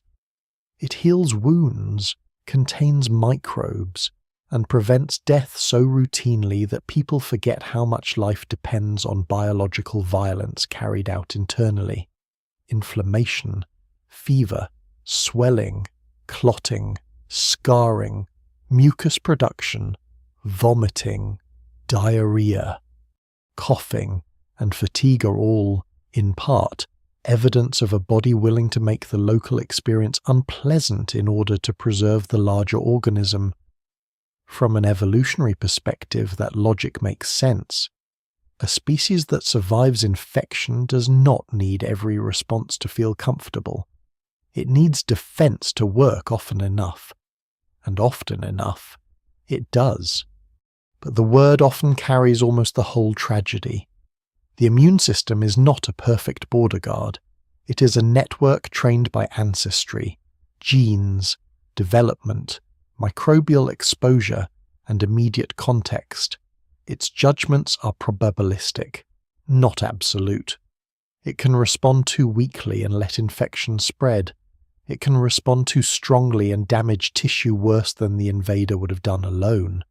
It can misidentify harmless pollen, food proteins, animal dander, or dust components as threats and mount allergic reactions that range from annoying to fatal. It can fail to distinguish self from non-self and begin attacking joints, nerves, intestines, skin, thyroid tissue, insulin-producing cells, or countless other parts of the body. In those moments, the immune system becomes one of the clearest expressions of the evolutionary glitch. A defense network built to protect life becomes a source of suffering because its recognition system is powerful, adaptive, and never perfectly safe. This is not an incidental defect. It belongs to the logic of immunity itself. To survive in a world dense with pathogens, the body must recognize danger early and respond decisively. But early recognition means tolerating uncertainty. If the threshold for alarm is too high, infection gains ground. If the threshold is too low, false alarms multiply. Natural selection, once again, may prefer a system that occasionally overreacts rather than one that calmly misses a lethal invasion. That helps explain why allergies, inflammatory disorders, and autoimmunity can emerge from the same broad architecture that otherwise keeps a species alive. The system is biased toward caution, in a world where underreaction can kill. No single explanation fully accounts for the exact frequency of these disorders in every population, but the larger principle is persuasive. Some of the body's most painful immune errors are shadows cast by a defense strategy that historically erred on the side of action. The body also carries two intertwined immune legacies at once. There is the ancient, rapid, broad-spectrum arm of defense, often called innate immunity, which responds quickly to general signs of danger or damage. Then there is the slower, more targeted adaptive arm, which learns specific molecular features and can remember them. These systems interact constantly. One buys time, the other refines the attack. Together they create a body that is not merely defended but educated by exposure. This is biologically elegant, but it is also one reason immune life becomes so complicated. A defense network that learns can also learn badly. It can remember in ways that later produce harm. It can become hypersensitive. It can become confused by mimicry, where foreign molecules resemble the body's own tissues closely enough to blur recognition. It can remain activated after the original threat has passed, as though the alarm system has forgotten how to stand down. Inflammation sits at the center of this drama. It is one of the great dual-purpose responses in biology, vital and dangerous at the same time. Acute inflammation brings immune cells to injury, helps contain infection, and initiates repair. Without it, wounds would remain open invitations to death. Yet chronic inflammation can erode tissues, accelerate disease, worsen pain, disturb metabolism, and contribute to conditions far beyond classic infection. The body's attempt to heal becomes a long friction against itself. This is one reason the immune system seems less like a discrete organ than like a political system spread through the tissues, full of signals, misread intentions, overreactions, and uneasy compromises. It never entirely sleeps, and because it never entirely sleeps, it is always capable of drifting into trouble. A striking example lies in allergy. On the surface, allergies can seem absurd. A body reacts violently to peanut proteins, pollen, shellfish, bee venom, dust mites, or harmless environmental particles that carry no obvious universal threat. Sneezing, itching, swelling, wheezing, hives, eczema, anaphylaxis. The intensity can be shocking when the trigger is something apparently so ordinary. Yet the allergic system likely did not emerge for absurd reasons. Some researchers argue that pathways now involved in allergy may have evolved partly in response to parasites, toxins, or environmental dangers where rapid expulsion and barrier responses were useful. Scholars still debate how strongly these explanations account for modern allergic disease, and the evidence remains incomplete. But the larger picture is clear enough. An immune system built to respond rapidly at surfaces exposed to the outside world can, under certain developmental and environmental conditions, begin treating the harmless as hostile. It is not irrational in structure, it is misplaced in target. The same can be said, more darkly, of autoimmunity. Here the body crosses one of its own deepest lines. Tissues meant to be recognized as self become sites of attack. In rheumatoid arthritis, immune processes contribute to the erosion of joints. In multiple sclerosis, the nervous system is targeted. In type 1 diabetes, insulin-producing cells are destroyed. In lupus, the attack becomes widespread and protean, touching multiple organs, inflammatory bowel diseases, psoriasis. Autoimmune thyroid disease and many other conditions reveal the same terrible possibility. Recognition is never final. The body is built from systems that must learn self-tolerance, and that learning can fail. Genes matter, sex differences matter, hormones matter, infection may matter, microbial communities may matter, developmental history and environmental change likely matter too. Scholars still debate how these layers interact, but no single explanation fully accounts for why some immune systems turn inward while others do not. The uncertainty itself is part of the unease.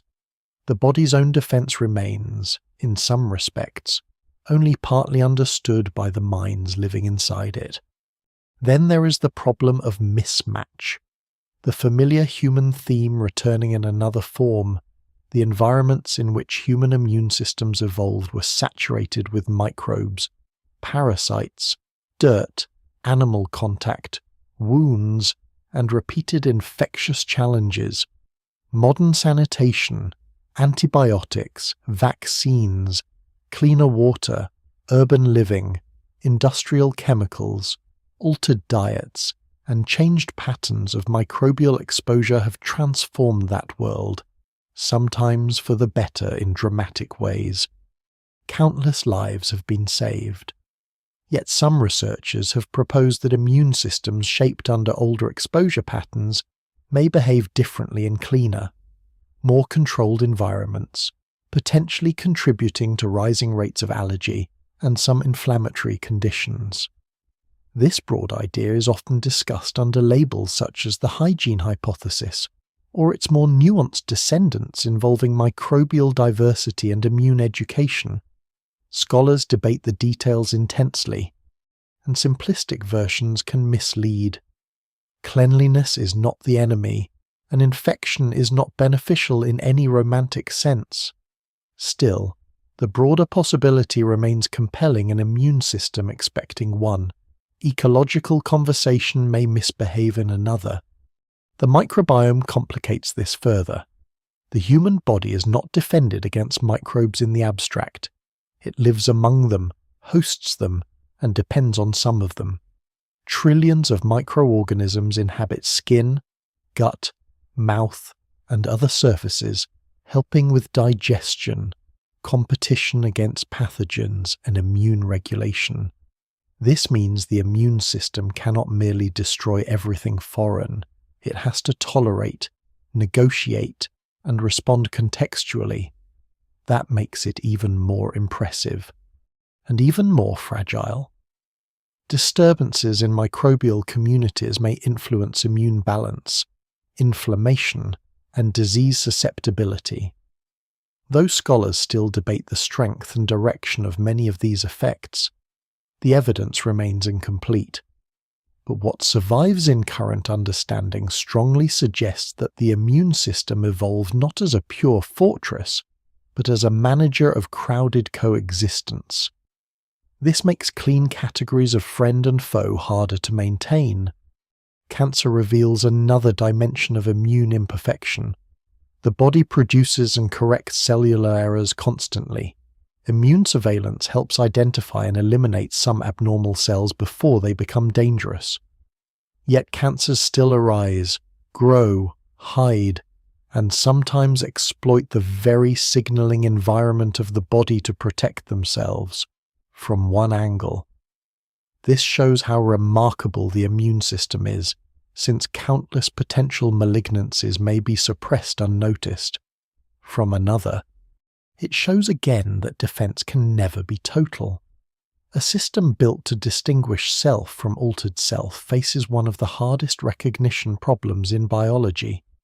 Tumors are not foreign organisms in the simple sense. They are distorted versions of the body's own cells. The immune system may see them too little, too late, or inconsistently. The line between protection and tolerance blurs again. The cost of immune defense is therefore not only disease but sensation. Fever brings delirious weakness. Inflammation brings pain. Fatigue, often dismissed as vague or subjective, is one of the body's ancient sickness behaviors, helping redirect energy away from exploration and toward survival. Appetite changes. Social withdrawal can appear. Mood darkens. The body, under immune stress, asks for stillness. In moderation, this can be adaptive. In chronic conditions, it becomes part of suffering itself. A person with autoimmune disease, chronic inflammatory illness, or recurrent allergic flares often lives not only with tissue-level pathology, but with altered rhythms of energy, concentration, sleep, and selfhood. The immune system does not merely defend the body, it can reshape how inhabiting that body feels. It is tempting to imagine that medicine will eventually solve the immune system by mastering its code, but the history of immunology suggests something both more hopeful and more humbling. Vaccination, transplantation science, immunosuppressive therapies, biologic drugs, and cancer immunotherapy all show how far understanding has come. Yet every intervention reminds us how delicate the balance is. Suppress the immune system too much and infection becomes dangerous. Stimulate it too much and inflammation worsens. Teach it to attack tumours, and sometimes it attacks healthy tissues too. Replace one problem and another emerges. This is not because medicine is crude. It is because the immune system itself is a balancing act shaped by trade-offs no clean solution ever removed. What makes this system so central to the story of the human body is that it transforms the idea of identity into biology. The immune system is, among other things, a continuous answer to the question of what belongs. That answer must be flexible enough to tolerate food, air, pregnancy, beneficial microbes, and the body's own tissues, while being decisive enough to resist pathogens, toxins, parasites, and damaged cells. It is an impossible question to answer perfectly. The fact that the body answers it as well as it does is astonishing. The fact that it answers it badly often enough to fill hospitals and shape lives is equally revealing. And here, perhaps more than almost anywhere else, the human glitch becomes morally vivid. The body does not only break from outside assault or simple wear, it can mobilize its own brilliance against itself. Defenses become collateral damage.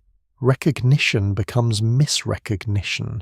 Protection becomes chronic injury. The war is internal because the machinery of survival never came with certainty. This uncertainty deepens with time. The same immune system that protects the young shifts with age, loses some precision, gains some chronic activation, and participates in the long, uneven decline of the body. Aging brings cells that stop dividing but do not fully leave, repair systems that become less clean, cancers that slip through more easily, and tissues that accumulate damage one imperfect cycle at a time. In the end, the immune story merges with the broader story of senescence. The body is not built to maintain perfect order forever. It is built to hold together long enough, and then, slowly, to begin showing how provisional the holding together always was. Aging does not arrive all at once, it accumulates quietly, often so quietly that people mistake its early signs for mood, weather, bad sleep, or temporary strain. Recovery takes longer, the eyes need more light, the back stiffens after rest instead of relaxing into it, cuts close more slowly, fat settles differently, memory becomes more selective, less obedient. A night without enough sleep costs more than it once did. None of this looks dramatic in isolation. That is part of what makes aging so revealing. It is not usually a sudden collapse of the body's systems, but a gradual unveiling of how provisional those systems always were.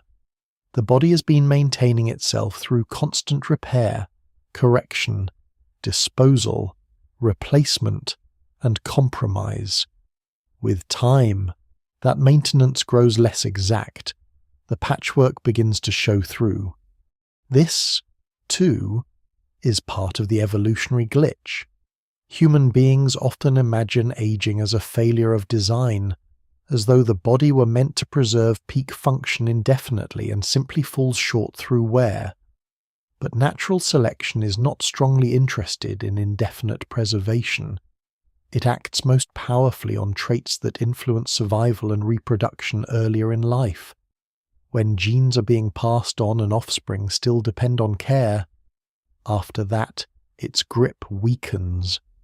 Harmful effects that appear later may escape strong selection if they did not significantly reduce reproductive success in ancestral conditions. This is why the body often seems so vigorous in youth and early adulthood, then increasingly negotiates with decay. The species is built for persistence, but not for timeless structural grace.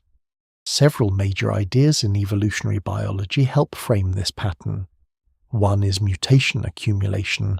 Harmful genetic effects that appear late in life are less effectively removed by selection, because many individuals have already reproduced before those effects fully unfold. Another is antagonistic plecotropy, the idea that some traits may provide benefits early in life while carrying costs later on. A hormone profile that promotes fertility, growth, or competitive strength in youth may also increase wear, cancer risk, or metabolic instability in age. A third perspective emphasizes disposable soma, suggesting that organisms allocate limited resources between reproduction, maintenance, and repair rather than investing endlessly in perfect long-term preservation. Scholars still debate how these ideas interact and how well each fits different species and tissues, but no single explanation fully accounts for the entire complexity of aging. What they share is a crucial point: the body was not refined under evolutionary pressure to remain indefinitely youthful. It was refined to remain useful long enough. That usefulness is impressive. Humans, unlike many mammals, often survive well beyond peak reproductive years. In some populations and historical settings, older individuals contribute knowledge, labor, childcare, leadership, memory, and social stability in ways that may have had real evolutionary value. Long human life is not a meaningless afterthought. It likely shaped kin networks and cultural transmission in important ways. Yet even if long life carried benefits, the body still pays for it through gradual decline in systems that were never perfectly maintained for such duration. Bones lose density, muscles thin, connective tissue stiffens, cartilage frays, hormonal rhythm shift, sleep changes, immune balance drifts. Repair slows. The body remains alive by continuing to patch itself, but the patching becomes less complete. Cellular aging lies beneath much of this story. Cells divide, repair damage, communicate stress, and dispose of worn components with astonishing regularity. DNA is copied, proteins are folded, mitochondria generate energy, membranes maintain gradients, and waste is cleared. For years, this invisible labor keeps tissues functional, despite constant insult from metabolism, radiation, infection, and ordinary mechanical life. But no process is perfectly clean. DNA damage accumulates. Errors escape repair. Proteins misfold. Mitochondria become less efficient.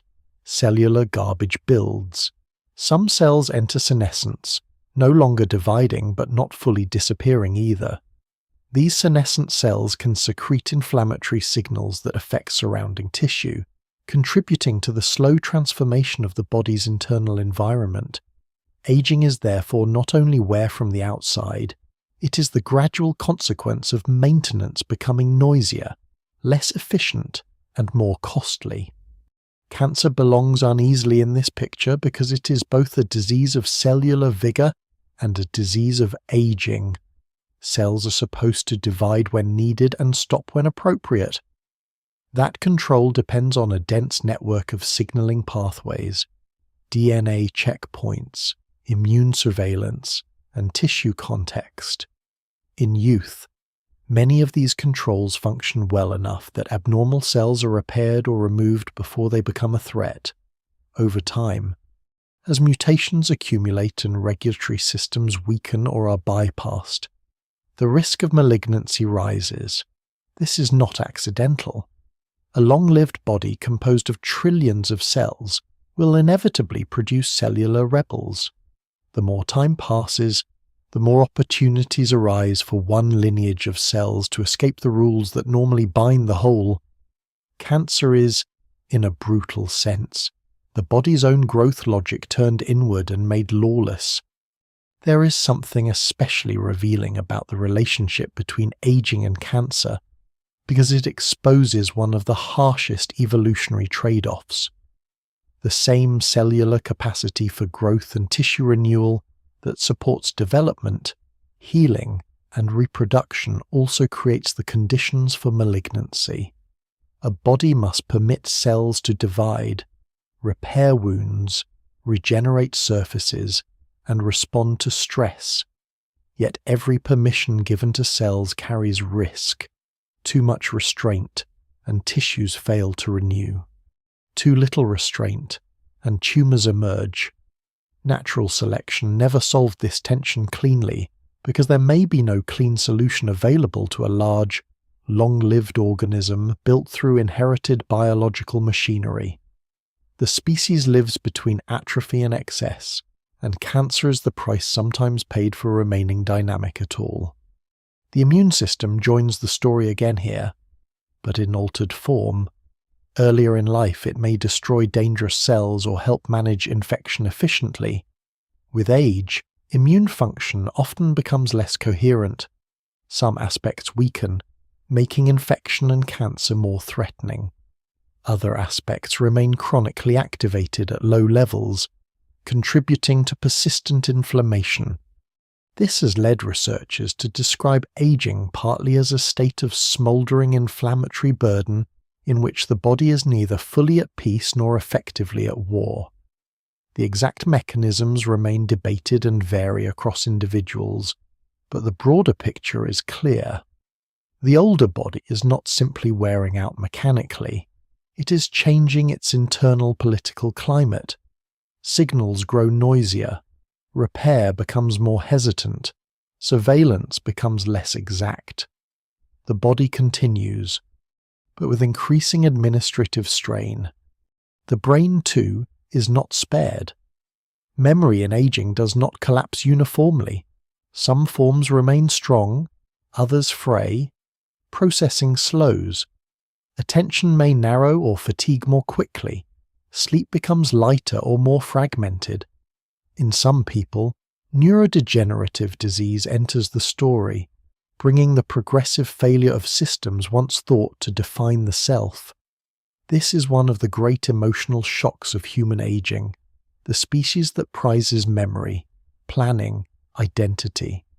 A narrative continuity must live with brains whose maintenance is vulnerable to protein aggregation, vascular injury, inflammation, metabolic stress, and still partly mysterious cascades of degeneration. Scholars still debate the exact origins and interactions behind many neurodegenerative diseases, and no single explanation fully accounts for who develops them and why. But what survives in the evidence is enough to make the broader point painfully clear. The organ through which humans know themselves is not exempt from the same imperfect upkeep governing bone, skin, and muscle. The skin makes this visible in a more external way. It thins, it wrinkles, elasticity declines, pigment changes, healing slows, bruises linger, hair greys or thins as cellular programs governing pigmentation and growth lose precision. None of these changes matter equally in survival terms, yet they have immense social meaning because the face and body are read by others constantly. Aging therefore becomes both biological and cultural. The body reveals time, and societies interpret what time means. In some settings, age brings authority. In others, it brings marginalization. But beneath those meanings, the skin is telling the same truth as the joints, and the immune system maintenance has limits. One of the crueler features of aging is that it often attacks systems unevenly. A person may retain intelligence but lose mobility. Another may keep physical strength while memory frays. One organ remains resilient while another accumulates disease. This unevenness makes aging hard to narrate because it is not a single downward slope, but a pattern of local breakdowns emerging at different speeds. The knees may fail before the heart. The eyes may cloud before the lungs weaken. Hearing may fade while appetite remains. The body becomes a map of asynchronous decline. This is partly because each tissue lives under different mechanical demands, regenerative capacities, metabolic burdens, and evolutionary histories. There is no master clock that ages all parts cleanly together. The body ages like an old city, not like a lamp dimming evenly. And yet it must be said that aging is also evidence of survival. A body can only grow old if it avoids everything that might have killed it earlier: infection, famine, predators, childbirth, accident, war, and weather eliminated many ancestors before age could fully unfold. In that sense, the visibility of aging in humans partly reflects a triumph. The species became capable enough, cooperative enough, and technologically powerful enough to live long enough for the patchwork to fray in detail. Modern medicine intensifies this further. Hearts are bypassed, joints replaced, cataracts removed, cancers treated, blood pressure controlled, infections suppressed, and failing organs supported. The body is extended beyond what many ancestral conditions would have allowed. But extension is not the same as redesign. Medicine delays, patches, replaces, and protects. It does not erase the underlying logic of imperfect maintenance. This is why later life so often feels like negotiation rather than simple decline. People adjust routines, pace effort, use lenses, hearing aids, medications, rails, cushions, braces, surgeries, and social assistance. The body continues through adaptation. In some ways, this is no different from earlier human life, which has always depended on tools and cooperation. But aging makes the dependence more obvious. The body becomes less able to hide its need for support. There is something deeply human in this. The species that began helpless often ends by circling back toward dependence, though in a different form. Childhood and old age are not the same, but both reveal that autonomy was never the whole story. The evolutionary glitch becomes especially stark in the face of mortality, because the body has no special dignity prepared for the end. Systems fail by accumulation. A fall becomes more dangerous because bones are weaker and balance less secure. An infection becomes harder to survive because immunity is less coordinated. A tumor emerges from decades of cellular chance. Blood vessels stiffen and narrow. Brain tissue changes. One illness tips another. Death in old age often comes not from a single dramatic error, but from the convergence of many small incompletions the body could once manage separately. The final failure is usually a coalition. Still, no single explanation fully accounts for why one individual ages rapidly and another slowly, why some reach old age with strong minds but frail bodies while others show the reverse, or why centenarians can sometimes preserve functions that seem almost improbable. Genes matter, but not alone. Diet, movement, exposure, infection history, pollution, trauma, stress, luck, and social conditions all matter too. Aging is universal, but it is not uniform. That variability does not weaken the larger argument. It strengthens it. The body is not following a precise expiration program so much as navigating the long consequences of how well it can continue repairing itself under changing conditions. And in the modern world, those conditions have changed faster than the body can fully track. Agriculture altered diet, cities altered movement and infection patterns, industrial life altered sleep, posture, and exposure, processed food, artificial light, sedentary work, chronic stress, and extreme longevity now press on ancient biology in ways that expose even more of its limits. Aging, once mostly a biological story, becomes entangled with civilization. The older body is now asked to survive in environments saturated with novelty, abundance, pollution, and abstraction. The ancient machine is still running, but it is increasingly running on unfamiliar terrain. For most of human history, the body lived in environments it did not control very well. Weather could not be negotiated with. Darkness was real darkness. Food arrived irregularly and often required labor to find, carry, process, or preserve. Infections spread through water, wounds, breath, insects, and closeness.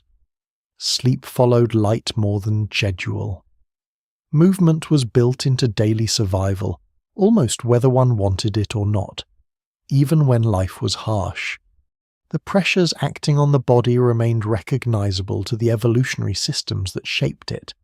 Hunger, effort, cold, heat, danger, scarcity, social dependence, and periodic abundance were all part of the ancient conversation between organism and world.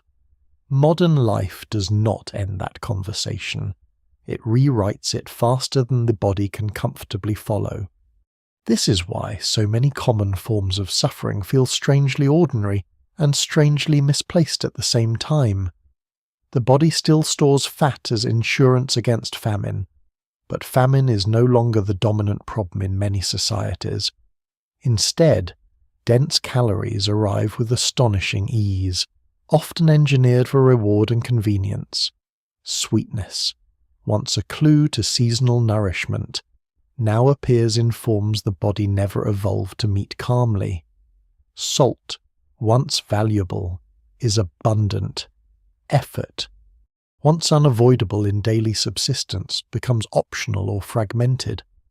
Appetite systems shaped under uncertainty now operate in environments of constant Q exposure. This is not merely a moral story about excess. It is an anatomical and neurological story about mismatch. The body is not overeating because it is stupid. It is encountering food worlds far more concentrated, persistent, and manipulable than the ones that shaped its signals of hunger and satisfaction. The consequences spread through the entire organism. Fat storage itself is not an error. It is one of the species' old survival strengths. Energy saved in the body once helped buffer bad seasons, illness, pregnancy, migration, and uncertain supply. But when calorie-dense food becomes chronic rather than intermittent, storage shifts from protection to burden. The liver accumulates fat, blood sugar regulation strains, blood vessels harden under pressure, joints carry more load, sleep worsens, inflammation rises. The same body that once benefited from preferring sweetness and conserving effort now meets abundance with instincts that can undermine long-term health. Scholars still debate the exact balance between diet composition, activity levels, genetics, ultra-processed food, circadian disruption, and social inequality in driving metabolic disease, and no single explanation fully accounts for the variation across populations. But the broad mismatch is hard to miss. Ancient thrift is meeting industrial plenty. Movement reveals the same tension from the opposite angle. The human body is built for regular use. Muscles expect loading. Bones expect impact. Joints expect cycles of flexion, extension, and stabilization. The circulatory system benefits from the repeated pumping assistance of moving limbs. The lymphatic system depends on muscle activity to some extent. Even mood regulation appears tied to patterns of movement that earlier humans would have performed as part of daily life, rather than as a separate category called exercise. Yet modern existence often divides the day in unnatural ways. Long stillness dominates work, travel, and leisure. Then short bursts of deliberate exercise are expected to compensate for hours of immobility. The body tolerates this badly. Backs stiffen, hips tighten, blood sugar handling worsens, mood declines. Sleep becomes less restorative. The feet and knees, built to carry a life, spend much of that life waiting under desks and chairs. Artificial light deepens the mismatch further. For most of human evolution, the cycle of day and night was a governing fact. Bright light told the body one set of things. Darkness told it another. Hormones, alertness, body temperature, digestion, and sleep timing all formed part of a daily rhythm anchored to solar cues. Fire extended evening activity in limited ways, but it did not flood the eyes with the same intensity, spectrum, and constancy as modern lighting. Now the species lives under luminous evenings, glowing bedrooms, illuminated streets, screens at arm's length, and work schedules often detached from sunrise and sunset. The circadian system, ancient and deeply biochemical, continues trying to anticipate proper timing in an environment that confuses it repeatedly. The result can be insomnia, shortened sleep, metabolic disruption, mood instability, weakened recovery, and the creeping sense that rest no longer arrives naturally. The body is not failing to relax. It is receiving contradictory signals. Cities alter another old pattern: exposure to infection and exposure to microbial diversity. Dense settlement has always brought disease risk, but industrial and post-industrial life modify that balance in unusual ways. Clean water, sanitation, vaccines, and antibiotics have saved vast numbers of lives, yet urban crowding, air pollution, chronic stress, disrupted sleep, and altered microbial exposure introduce new burdens. The lungs inhale particles the body never evolved to process in such concentrations. The immune system negotiates cleaner childhoods in some respects, and more chemically novel environments in others. Noise becomes chronic rather than occasional. Solitude becomes possible in crowded places, while loneliness persists amid constant human presence. Modern life is not simply easier or harder than the past. It is stranger to the body's expectations. The social world has changed just as dramatically. Human beings evolved in groups where most relationships were direct, reputations were local, and status was negotiated among people whose faces and histories were known. Those worlds could be cruel, violent, and unstable, but they were legible at a scale the nervous system understood. Modern humans often live among thousands or millions of strangers, work for institutions too large to feel personal, consume social judgment through abstract systems, and compare themselves against images of lives far beyond their immediate community. The brain built to track a tribe now receives endless signals from networks it cannot fully map. Social pain, envy, aspiration, exclusion, and performance pressure are amplified by technologies that turn comparison into daily weather. Ancient emotional systems interpret these conditions with old seriousness. The body hears prestige, rejection, and uncertainty as if belonging itself remains in question, because for most of its history it did. Then there is the matter of lifespan. Modern medicine, Sanitation, food systems, and public health have extended human life dramatically in many places. This is among civilization's greatest achievements, but it also means the body is asked to operate for longer stretches than many ancestral conditions commonly allowed. Joints wear farther, eyes cloud later, arteries carry stress for decades longer, brains remain metabolically active through years of accumulated risk. Cancer has more time to emerge, neurodegenerative conditions have more time to unfold. It would be easy to call this simply progress, and in many moral senses it is. Yet biologically it is also an exposure experiment. The body's existing maintenance systems are being run deeper into time. Their weaknesses are becoming more visible not because life extension was a mistake, but because survival reveals the incomplete terms on which survival was always offered. Agriculture was one of the earliest great turning points in this mismatch story. It changed diet, labour patterns, fertility, settlement density, disease ecology, and social organisation. Skeletons from early agricultural populations sometimes show evidence of shorter stature, dental decay, nutritional stress, and heavier repetitive labour compared with some earlier foraging groups. That does not make agriculture a disaster in simple terms. It enabled surplus, population growth, storage, hierarchy, cities, writing, and eventually states. But it also narrowed diets, increased dependence on a few staple crops, and intensified the spread of infectious disease through settlement and proximity to domesticated animals. The body adapted behaviourally and culturally long before it adapted biologically, and in many respects it is still adapting. Civilization did not liberate humans from evolutionary tension. It multiplied the forms it could take. Industrialization and digitization accelerated that process.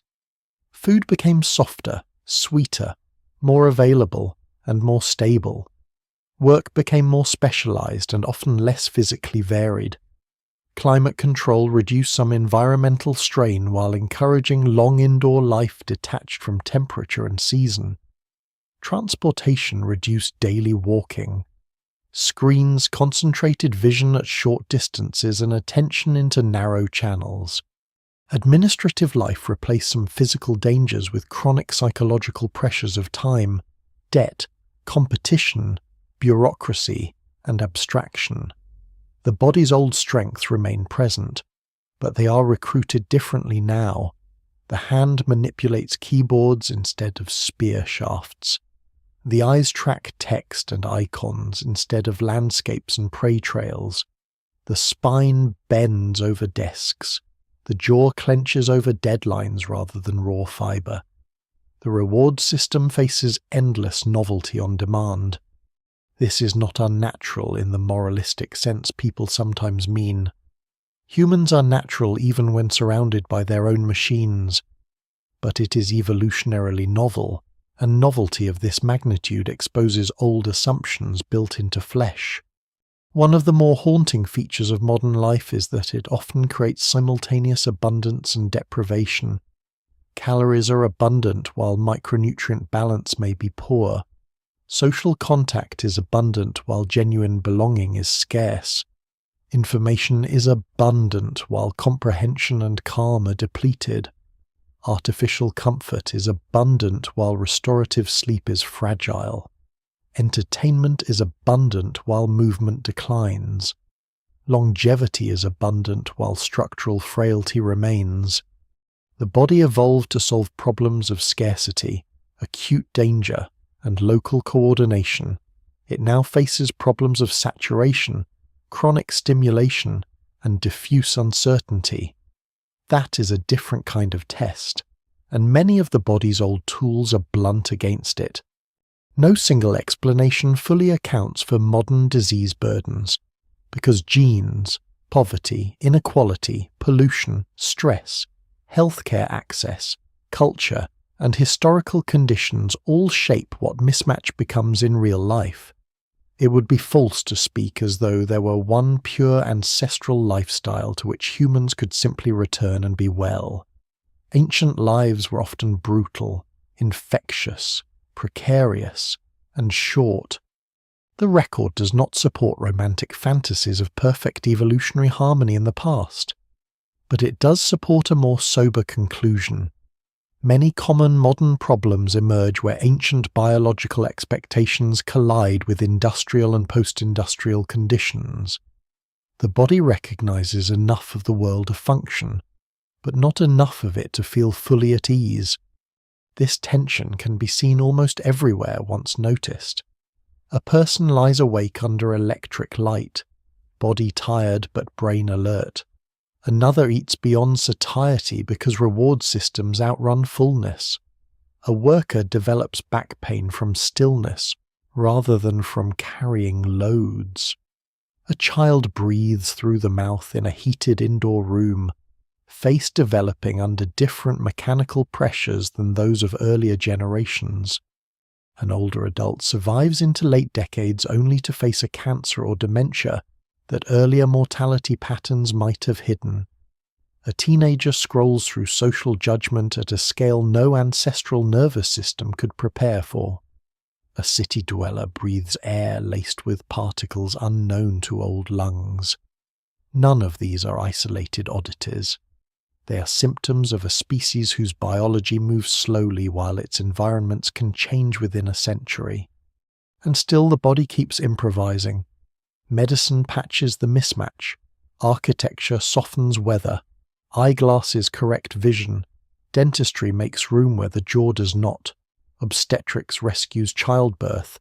Vaccines train immune memory without full disease. Exercise is invented as a cultural response to missing labor. Therapies try to teach old nervous systems how to live in new symbolic worlds. Civilization, in one sense, is a vast external support structure for an internal animal that remains deeply historical. Humans have built environments to compensate for their own biological incompleteness. That may be the most human thing about them. Yet compensation is not the same as resolution. The body remains old hardware running under new demands. It can be guided, aided, and protected, but not wholly rewritten. Every gain opens another adaptation. Every convenience solves one pressure while sometimes creating another. The ancient machine persists inside the modern shell. This is why the human body feels so contradictory in the present. It is advanced enough to survive surgery, technology, and urban life, yet primitive enough to be derailed by sugar, chronic stress, poor sleep, and isolation. It can cross oceans in hours while still reacting to social exclusion as if banishment means death. It can live into old age while carrying joints and vessels never built for such long, quiet strain. The mismatch is not proof of failure, it is proof of history. And history, in the body, never entirely ends. The flaws that remain are not separate from the powers that made the species. Upright walking, large brains, speech, social bonding, appetite, vigilance, reproduction, and repair all came with shadows that modern life has made easier to see. To understand the final meaning of the glitch, it is not enough to list the problems. One has to see what those problems made possible. The same patched, crowded, anxious, pain-prone body also became the vessel for memory, cooperation, invention, tenderness, and civilization itself. What makes the human body so difficult to judge fairly is that its flaws are not scattered defects on the edges of an otherwise finished creation. They are woven directly into the features that made the species possible. That is the final and unsettling shape of the story. The back hurts because the body stands the way it does. Birth is dangerous because the brain grew the way it did. The throat can fail because speech became so important. The jaw crowds because the face changed under newer demands without fully clearing away its older inheritance. The immune system turns inward because a cautious defense system can never afford total indifference. Anxiety persists because vigilance once saved lives. Aging reveals incomplete maintenance because evolution never promised indefinite repair. Everywhere one looks, the weakness is tied to the strength by the same thread. To remove the flaw entirely would often mean removing part of the human condition with it. This is why the phrase evolutionary glitch is both accurate and misleading. It is accurate because the body is full of seams, workarounds, historical leftovers, and vulnerable arrangements that look almost like errors when viewed from the perspective of a clean blueprint. But it is misleading if it suggests a single mistake in an otherwise smooth machine. The human body is not a machine that glitched after completion. It is a living archive built through partial solutions that never had the luxury of restarting. The seams are the design, or rather, the seams are what biological design looks like when there is no designer standing outside the process, only inheritance under pressure. Human beings are not broken versions of an ideal form. They are the current outcome of a long improvisation. That improvisation begins in deep time and never fully stops. Ancient vertebrate patterns become the base for mammalian bodies. Mammalian bodies become the base for primates. Primate hands, shoulders, eyes, and social brains become the base for hominins. Upright walking reorganizes the skeleton. Larger brains reorganize infancy and childbirth. Language reorganizes the throat and the face. Culture reorganizes diet, labor, sleep, and survival. Medicine reorganizes mortality. Technology reorganizes attention and movement.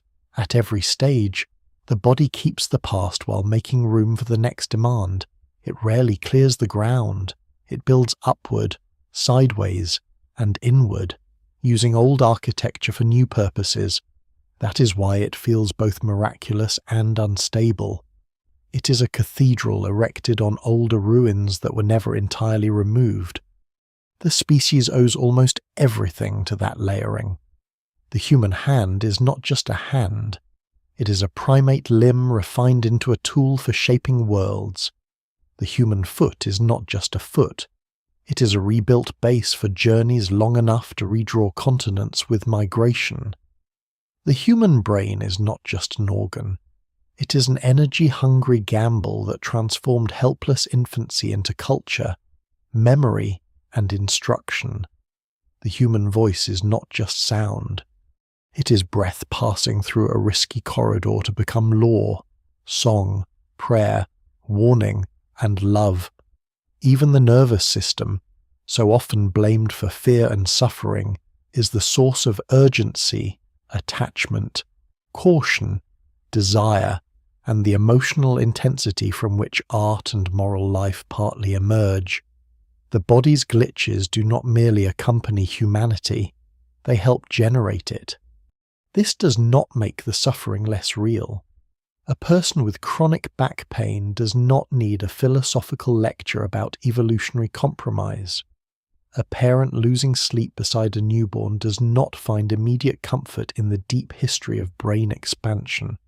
Someone choking, panicking, grieving, or living with autoimmune disease is not helped in the moment by knowing that the body's flaws are ancient.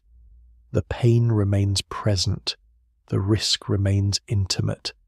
One of the hardest truths in this story is that explanation is not rescue. The body can be understood and still hurt terribly. In some cases, understanding makes the predicament even sharper. To know that certain forms of suffering are not accidental malfunctions, but structural consequences of what humans became can feel almost severe. And yet there is a kind of dignity in that severity. The body is not arbitrary. Its weaknesses are not meaningless punishments dropped into an otherwise coherent form. They are historical costs paid for specific capacities. This does not redeem every suffering, but it does locate it. The back belongs to upright life. The crowded jaw belongs to a changing face. The anxiety belongs to old alarms still guarding a reflective mind. The fragile infant belongs to a species that learns slowly enough to inherit worlds.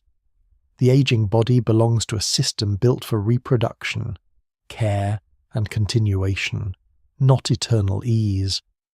Once these links are seen, the body's flaws begin to look less like signs of failure and more like evidence of having come from somewhere.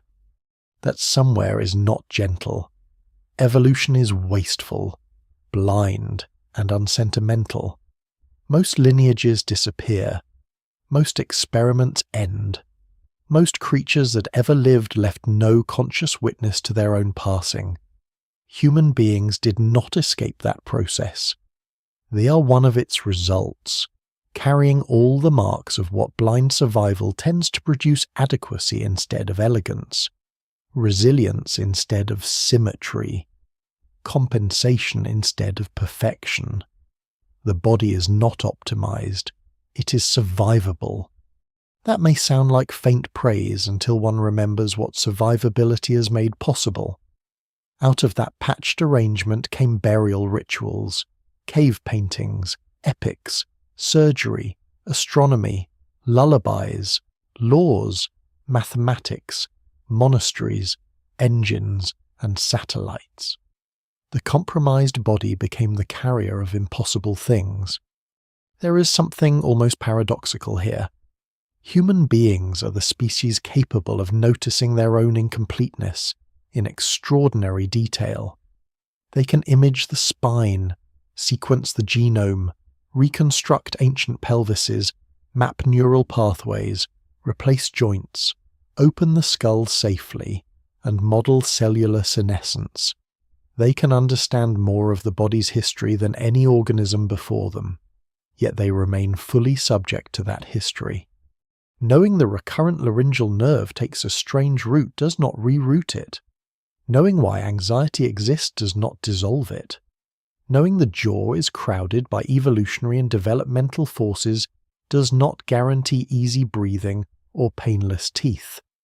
Knowledge enlarges the human response, but it does not grant exemption.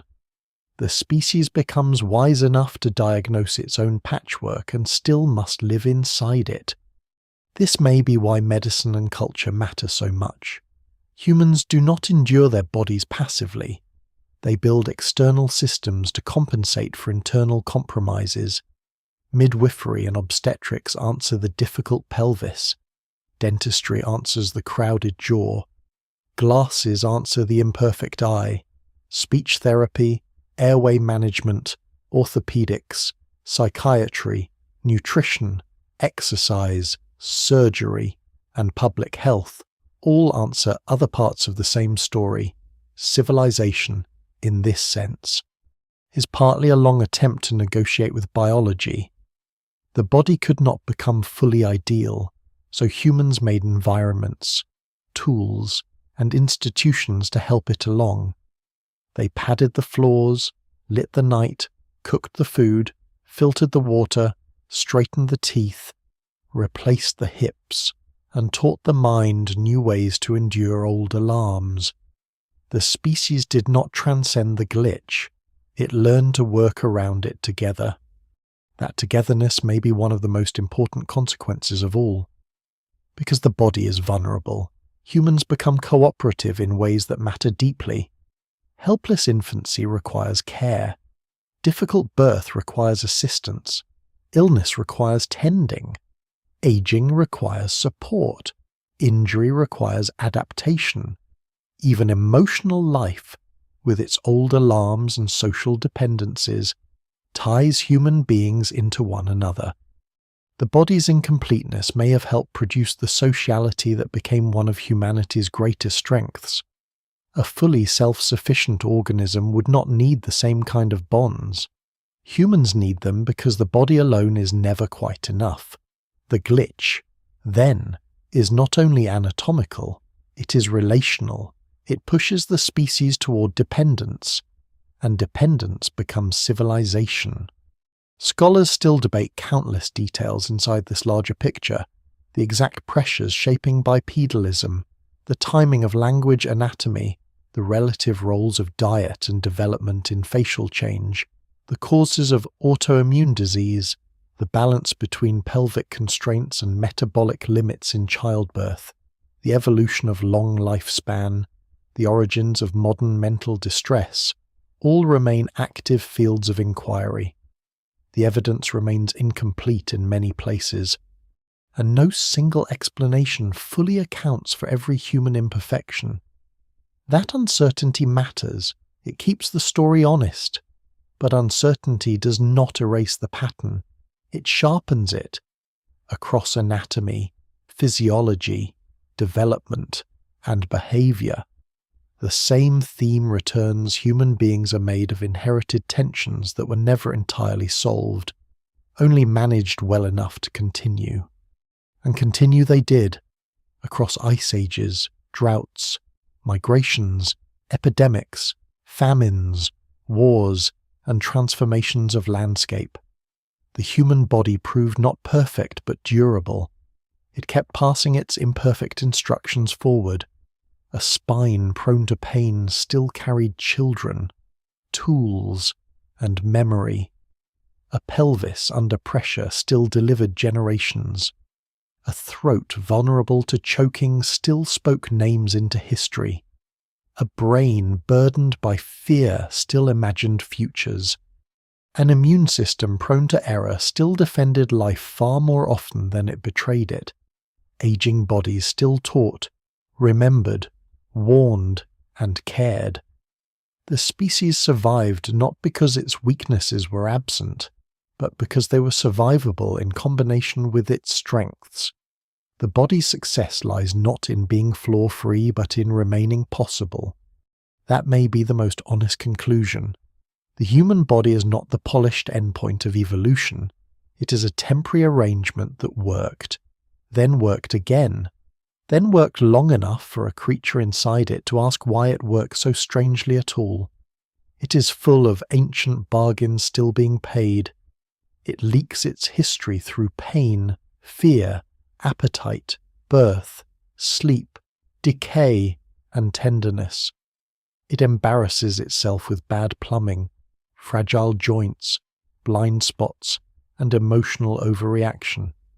It also holds babies, crosses oceans, grieves the dead, repairs injury, and turns breath into meaning. The glitch is not separate from the wonder. It is part of the wonder's price. So the body stands before us not as a perfect solution, but as a record of survival thick with compromise. It is clumsy in places, exposed in places, overreactive in places, unfinished in places, and gradually unravels with time. Yet it also remembers ancient worlds, adapts to new ones, and carries enough resilience to let human beings love, build, think, and endure inside the limitations that made them. The human story was never written in ideal flesh. It was written in patched flesh that kept going anyway.